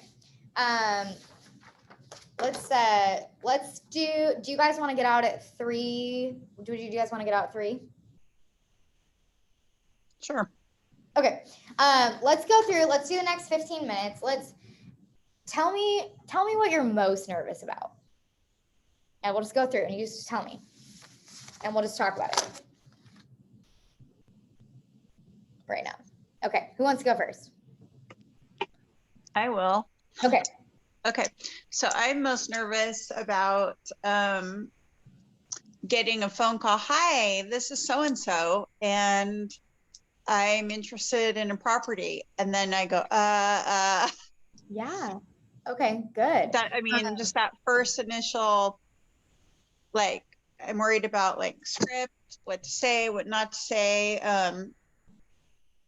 I mean, naturally, I'm a total people person, so naturally I'd be like, great. And I mean, I could see it just flowing, but then I'm just like, I'm overwhelmed with everything. And I said this before, I kind of feel like we're learning all this stuff about leads and everything, but there's so much like housekeeping, like Aisha was saying, like getting her photos and your business card. And I mean, I think business cards need to be first, but it would be nice to have some sort of sheet that said, here's what you need to do when you're a brand new agent. A, business cards. B, that would be really helpful, I think, because I'm struggling with feeling like I'm not ready for that first phone call. Yeah. Okay. That's totally relevant. I feel like at first, like there's just so much coming at you and it can feel really overwhelming. To probably calm your nerves. Like the other day, someone asked me, do you have a business card on you? I didn't. I just said, oh, I don't. Can I get your email? And I'll just email you over my information. Like, boom, now I have his email. And I forgot my card. It was totally my bad, but now I have his email. So I think just the other thing, so like the call, let's take that one. So the call, there's actually a really good script and it was in bold, I believe, that I learned. And it was exactly on this. It was how to take the incoming call. And it was, so you answer the call, you know, ring, ring, ring, like, oh, hey, it's Danielle, you know, with Terry DeBose & Co. It's like, hi, I'm calling about blah, blah, blah, blah, blah, property. It's like, oh, okay, great. Let me get my computer out. I want to get all the details in front of me. And then you have time to delay, right? Then now we're popping open the listing. I'm getting open RMLS. What that allows actually is time for you to talk to the person who called you. You say, oh, okay, I'm popping it up now. Like, are you moving from out of the area? We start getting a little bit more information. Oh, okay, great. Oh, you're moving in from California. Oh, that's awesome. When do you guys want to be down in Oregon? We start going in. We obviously don't want to annoy them by asking them 700 questions, but maybe 2 to 3 questions. We get it popped open. Say even you're having trouble with RMLS, go to Zillow, get their email and say, hey, I'll send you over all the property information after this via email, and we can set up a showing if you would like. And then if they say, oh, you know, I don't want to do a showing right now or whatever, then you say, okay, awesome. Do you want me to set you up to get some properties emailed to you if that, you know, would be best so you can start seeing some properties? You know, stuff like that. I think that just feel very conversational and just try to just let there be space. Like it's okay to be like, let me pop this open really quick. I want to make sure I get you the most up-to-date information. Because it could have went pending, you know, or something like that. Right. I think that would be good. I think this sounds super silly, but this put my fear at ease sometimes when I was just like, okay, there's a lot of realtors out there, right? There's a lot out there. If I just give like my 100%, I'm probably going to beat out a lot of other people. If I like, that sounds super bad, but I was just like, okay, if I just give my best and be communicative and respectful and honest to people and just let there be a little space on the phone. And the best thing is they called you. Right. That's the greatest thing in the world is like, you can recover. Even if you like totally did something super silly, you could recover because they called you first. So I think that's always really good. There is too on page 9, 10, 11, and 12. There's some good scripts there. So I might go back. Oh, okay. I won't let you guys, you know, have to read through those or anything. But I think those are good. I did some script practice in the beginning. I also just listened to a lot of people on the phone. And next thing you know, I started sounding like them. So I would definitely say get around more agents. Try to come into the office if you feel comfortable as much as possible. Because, you know, maybe if you got that call, like there's some amazing agents who walk down these hallways all the time. And just say, hey, like I just had this call. What would you do? Or I did this. What do you think I can do better? Just come from a place of learning there. And there's a lot of amazing people in this office for sure who are You know, they may seem really busy, but if you just say, hey, can I just have like 2 minutes? They'll give it to you. So. On the topic of calls, like Yeah. I just have a question about the phone numbers. So I noticed that there's an office number kind of attached in my bio that pops up Yeah. that they want to use, which I think is the Market Center number probably. So if somebody was to call that, how does that work? Do they just leave a message and then the like? Yeah, so Cassidy sits at the front office, the front desk, most every day. So if they called in and asked for you, she could take a message. She also has the directory that could direct to your cell phone. Okay, so she could transfer it to me. Yep. Okay, because I have an out of state telephone number and I don't really want to change it because I've had it for a long time. But I also don't really want to call people with that number because they might think it's spam, you know? Yeah. And I asked somebody about how to get like a disguised number and it was through Google Voice, only I guess it's not like I can't do that. Do you have any other ideas for getting a different phone number? That was actually who I've heard it from, is they did it through some sort of Google Voice, but I don't know if that's maybe a thing of the past. But it is a thing of the past. Oh, dang it. Yeah, that was what was going to be my recommendation. But honestly, Okay. I would not worry about it. I would not Okay. see that as a roadblock. I know multiple agents that are doing like top 10 who do not have an Oregon number. Okay. I was just thinking about like cold calling or whatever. Always. You Honestly, could always do a I second could- line of like $10. Oh, yeah, that's not a bad idea. Yeah, could do a second line. off. I would not give the office line if I were you, because I think that's a lot of steps that somebody Okay. have to get to. And so often, even if they hypothetically went to my voicemail, I don't want them to, but if it was late at night, I'm at least like in control of that conversation. Mhm. But yeah, I would try to get the cell phone, and I wouldn't worry too much about it. I think that's, like I said, I know I know an agent from Kansas who she's in the top 10 right now. So you're saying not to put the office number on your business card? I think you technically might have to. Rich, do you have to for the office number for like our regulation? It might be one of the regulations. I'm not sure. I'd ask Mara. I think I think it is. I think it is. Yeah. I have mine on there, but my cell phone number is like way bigger and way more. Okay. So I'm like, and I'll always tell people too, like, yeah, like here's my personal cell phone number, and then they are like, okay, great. And then Right, that makes more sense to use that. yeah, exactly. Then they're like, okay. And then I'll be like, here, add this into and a lot of times what I'll do too is I have myself saved as a contact in my iPhone as like my picture, and it says real estate broker, Eugene, Oregon. And if somebody's like at an open house, I'm like, here, let me text you. I text it to them and then I contact send myself to them so they can save me in their phone. That is actually really cool. I talked to a really experienced broker in Salem, and she sent me her contact. It was like a card contact, and it had so many details about her on there, and it was easy just to click and save it. But she had her business photo on there, and like all of her social media is linked on there, her email, everything, and that was super helpful. And I mean, she's in my phone now, even though I don't talk to her anymore, but still. It's an easy way to get in their phone. Exactly. Yeah. And I mean, especially someone who might have a little bit more trouble with technology, but they do have an iPhone, like it's so easy. It's just like save. So yeah, I did that. And I did the same picture that's on my business card. I don't have the fancy one, but I just have my like headshot in there. And two, like when friends will text me like, hey, like I have this other friend, she might be looking for a house type of thing. I always send it to them too. And I just say like, hey, here's my contact on like iPhone. It has all my like best contact information for my business.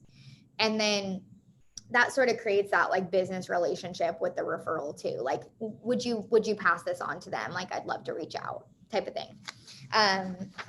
So yeah, and I think that's sort of spiraling off, but I wouldn't worry about your phone number. I think it's okay. Personal opinion. Anything else you guys are like stressed about or sort of feeling hesitant about? My biggest thing is like I need to do something one time and then I can get it. And so I've never done anything real estate related. And so I'm just like really confused about everything. And I'm about to list my own house and I have no clue what I'm doing. So what I'm supposed to do. So yeah, I'm kind of a mess. That's okay. Yeah. I will tell you that, just getting hooked up, like you guys have Mara, you guys have each other, you guys have Tom. Tom's a huge resource. I was in his office last week over a little bit more of a stressful dispute with another agent, but he really just helps you work right through it. And at the end of the day, I've never done the same transaction twice, ever. They're always different.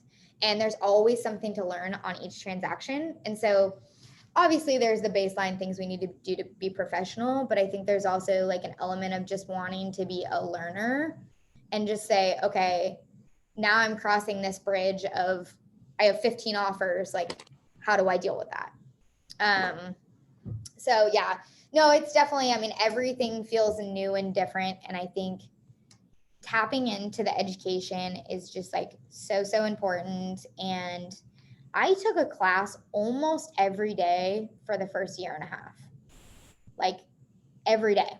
It was on my calendar with my lead generation, all that.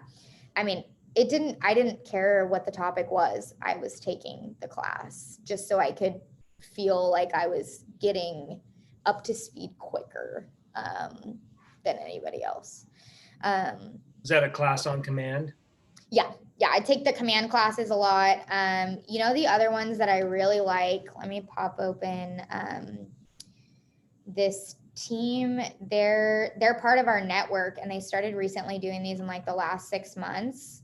But it's the Ben Kenny team. Have you guys seen those ones at all? Yeah, I went to one of those today.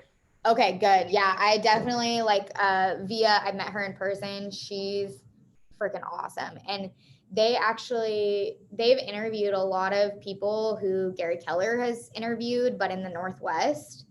And I feel like they have a really, they get the Northwest, and like some of these trainings, I'm like, oh my gosh, we would never do that here, because that's just like not socially appropriate. But a couple of they had one of the teams, I think she's actually, God, I forget which state she's in, but anyways, she leads the buyer's agent division on their team, because I'm a buyer's agent. And so that's what I tapped into that class, and I was like, wow, this is one of the best classes I had ever been to. Was that Dana? What? Was that Dana? I forget her last name. Dana. Yeah, that was her. Yeah, she's blonde. She sometimes has really curly hair. Yeah. She's kicking butt. She's friggin' awesome. I'm going to make a camp in Austin at the end of August, and I heard she's going, and I'm totally going to fangirl and talk to her because I think she's phenomenal. So yeah, I definitely tap into the command. I heard somebody's taking the social media class. I forgot who that was. Okay, yeah, I've taken that class. It's really good. I actually follow the person who coaches that class on social media, and it's so funny to see her do it super organically and just like phenomenally at the same time. Like, I find myself like wanting to respond to her comments, and she has no idea who I am. And that tells you she is super sticky.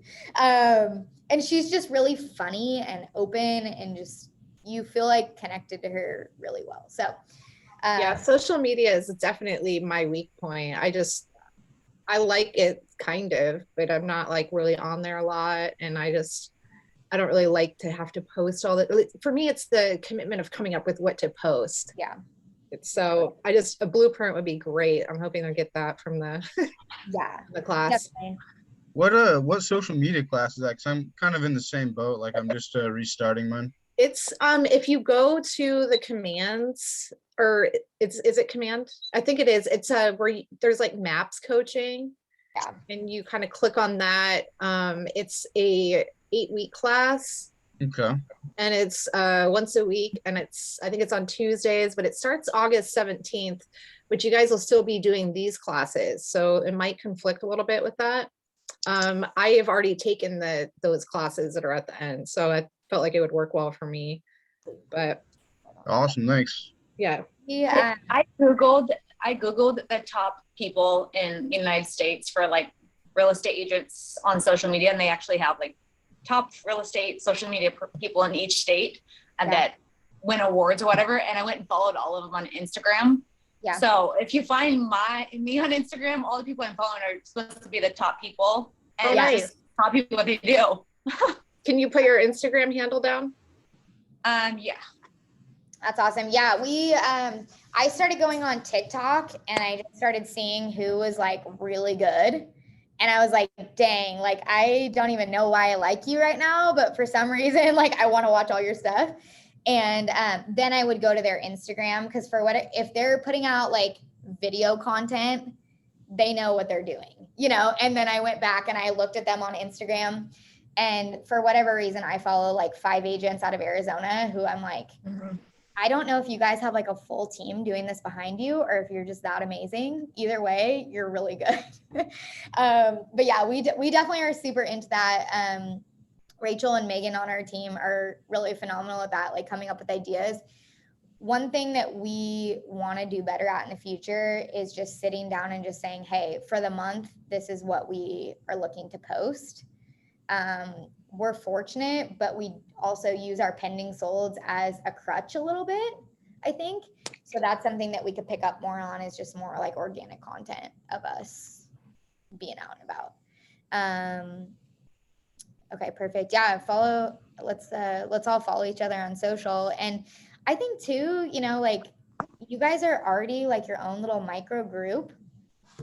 Like we like to hype each other up on social media on our team because we truly do love each other and like we're really good friends. Like comment on each other's social media stuff.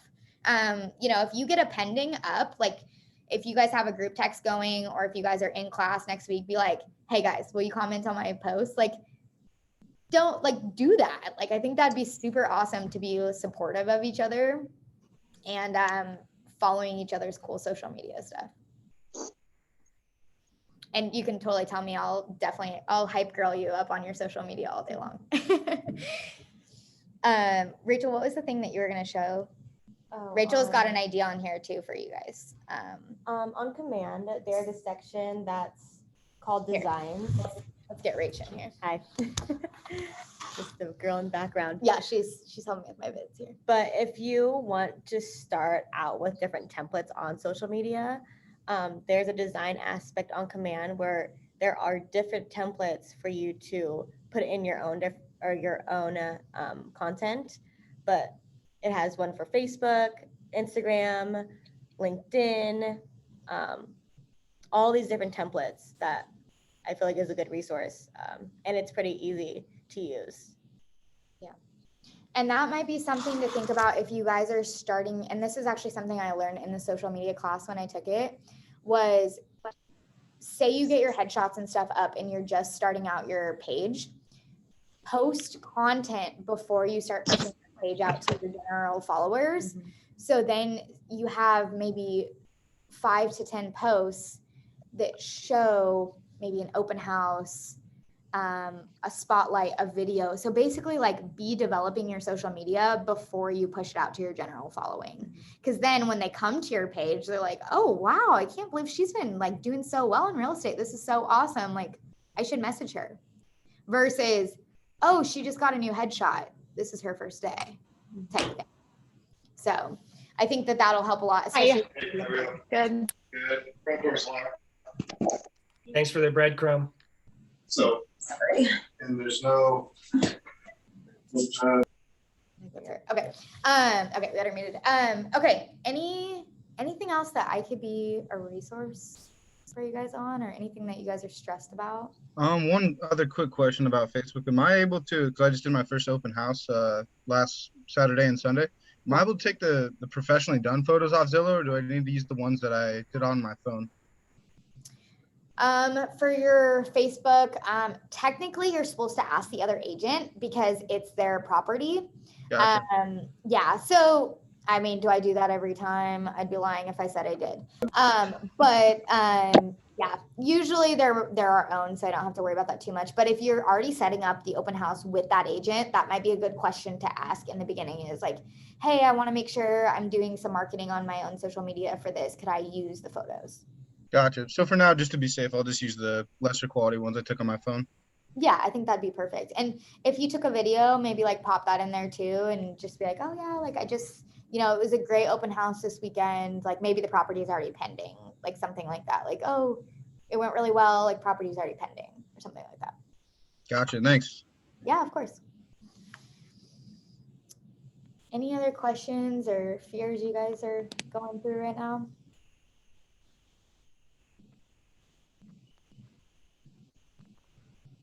Okay, we're doing good. Okay. I mean, I think a big thing for me, even till this day, is just mindset around lead generation. It's a huge mindset game. Like if I wake up and I'm like, hell yeah, like the world is my oyster. I'm going to go out there and get it today.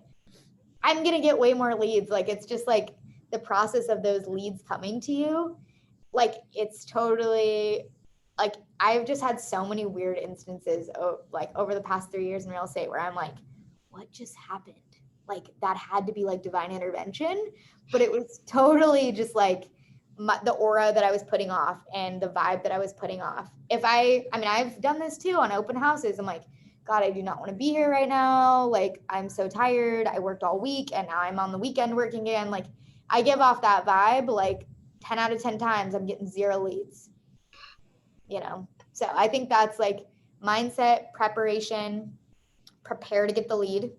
Like that was a big thing I was working on the Ben Kenny class was prepare to get the lead, prepare to set the appointment. Like when I go to an open house now, I have an appointment goal. That's my new thing is like, I'm like, I will set 2 appointments when I'm here.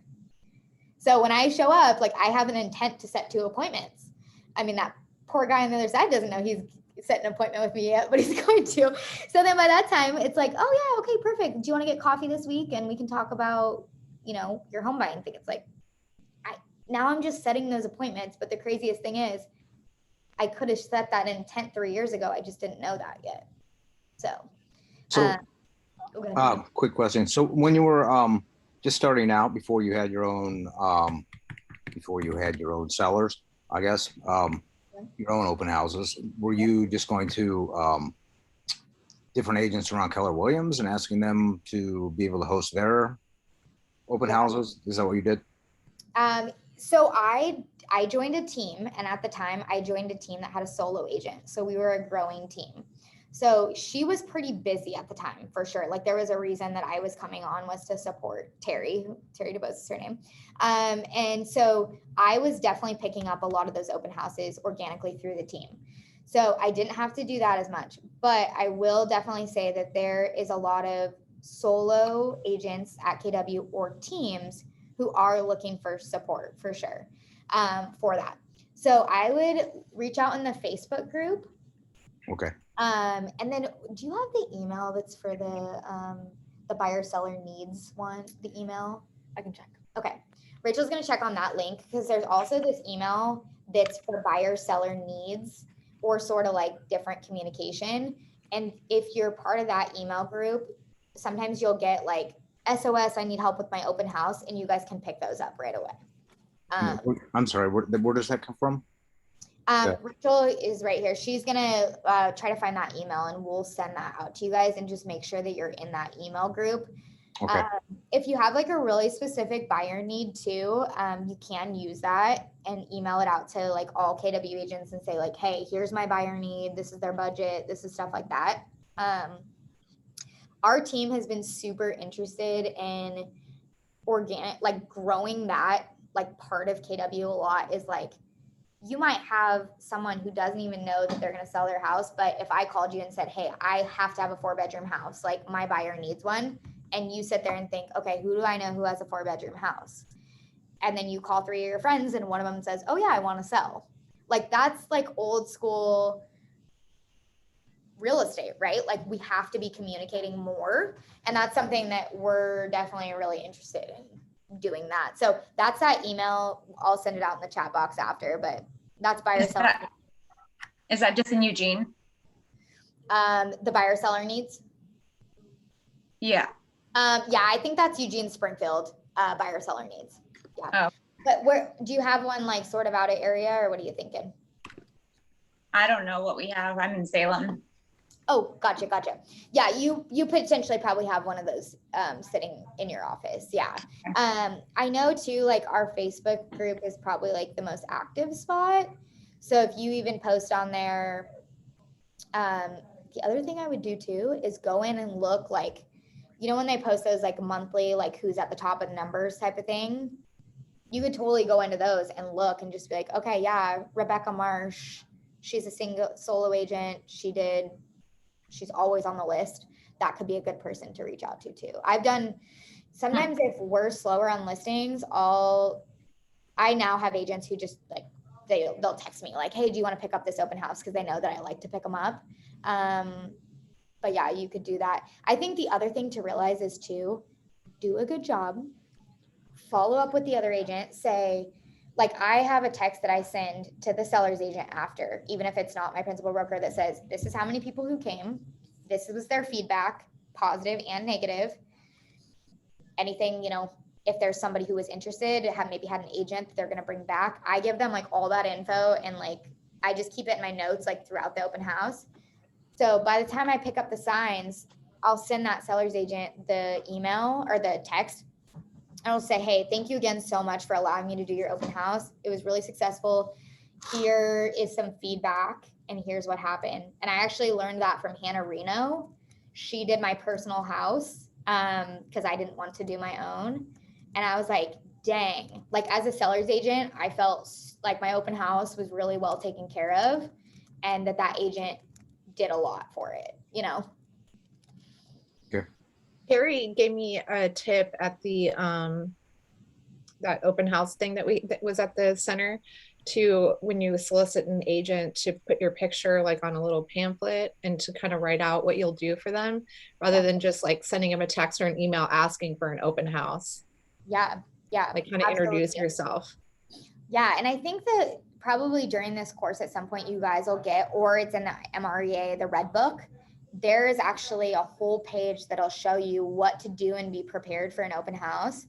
And you could even say that to an agent, like, hey, I'm going through the MREA. This is what I'm going to be doing for your open house. And I would love to do you have one coming up? Because even if they don't have one that weekend, they might be like, oh, in 3 weeks, I'm going to be camping or something. And if they know that you're going to go through the extra effort of doing the MREA model and not just going to like show up and put some signs out, they're a lot more likely to give that open house to you. What would be the over and beyond extras that you would recommend? If you look up that, if you probably just even Google it, it's like MREA open house checklist. There's door knocking around the open house. That's a big one. So like you door knock and you invite the neighbors. Door knock and invite the neighbors. Flags or balloons are always really important. You know, let them know I have my sign-in sheet. I have everything prepared. If you don't have a flyer, I could also make one for you. So then, you know, you have the flyer prepared. Some agents, solo agents will, in the past that aren't on my team that I've done their open houses, they'll make a flyer for me and just email it to me. But other ones, they're totally cool with you making your own flyer. So just kind of communicate through that. So, yeah. And I think too, just like being really like excited about it, it's going to be more, and showing, hey, these are the things that I'm going to do. I mean, I just sort of realized at the end of the day, like they're giving up their leads in their business to allow me to do it. And that's a pretty big deal. So I'm going to show them what I'm going to do to make it awesome. Oh, perfect. That's that email that Rachel just sent in the chat box there. KW buyer seller needs. You just have to check with the front desk to make sure you're in that group, but I would definitely recommend everybody being in it. It doesn't get used very often, so it's not like a super annoying email. It's just like, oh, dang, this is kind of important. I should look at this. Okay. Cool. Can I just send an email to that group and say, am I on the list? I think it's a group. So I think you have to be added in by the Market Center. Okay. So I think it would probably bounce back, but I'm not positive. I think, I don't know, a couple of the girls, I wasn't actually in it till like a year ago, and I was like, what is this magical email? So they ended up adding me in, and yeah, so that's definitely something I think as things open up more too. You know, when we used to go to those APM Wednesday meetings, when I first started, like it was hopping, like everybody was there, and it was really cool to see people like networking with buyer and seller needs, and also just like helping each other. If there was anything that they were like, okay, I don't know what to do on this or something, it was really cool to just see like the community. So I know we're doing our best obviously right now, but I'm looking forward to like how we can continue to be stronger, because not every brokerage is as open as KW is at all. So you guys did a good job choosing a good one. Did you take Scripps courses when you first start? Did you go to Scripps classes? I went to a few. There used to be a Scripps group that met at the Eugene office, at the old office. It was right across the street. And it was mostly the teams that were super scripted, and it was mostly their team who was all there, and then I'd pop in like every now and then. I wouldn't say it's like super mandatory, unless I would read them a lot. I would say that. And then it will start to come out like organically. Yeah, I don't think it's like super necessary. I don't think we have any opportunities that I know of right now that are local. I think we have you seen online, there's like the one that's daily that they do? It's like a Scripps morning call. Yeah, there's an 8 and there's a 4. 8 and 4, yeah. That might be good to just jump on and listen to those as much as possible, because I think it will speed up your progress, because you're gonna get past that, like, what do I say concern faster, because you're just gonna be like, oh yeah, that's the script for that. We generally, like our team at least, like we know certain things, like we know certain scripts, but it's not like I'm going to say the same thing every single time if somebody asks me a question, you know, like I know the basis of the script, but I'm not going to like spit a script. I was getting your overall opinion one way or another. Thank you. Totally. Yep. Any other questions? 3:16 now. We can stay till 4 if you guys have questions, or I hope this has been helpful. Yes, thank you. Thank you. Good. Yeah. Okay. Yeah, thank you for your Well, I'll time. sign off here. I'll drop my email right here.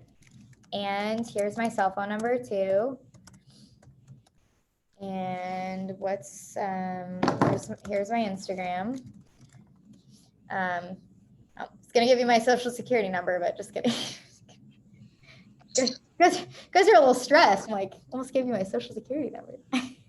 Anyways, okay, so when you get to the front desk, take a right. I'm about halfway down the office. I think our sign keeps falling down. We have a bunch of signs in our room, but we have 6 of us in a 10x10 office, and that's for a reason. It's so we can be like communicating and talking and being in the market all the time.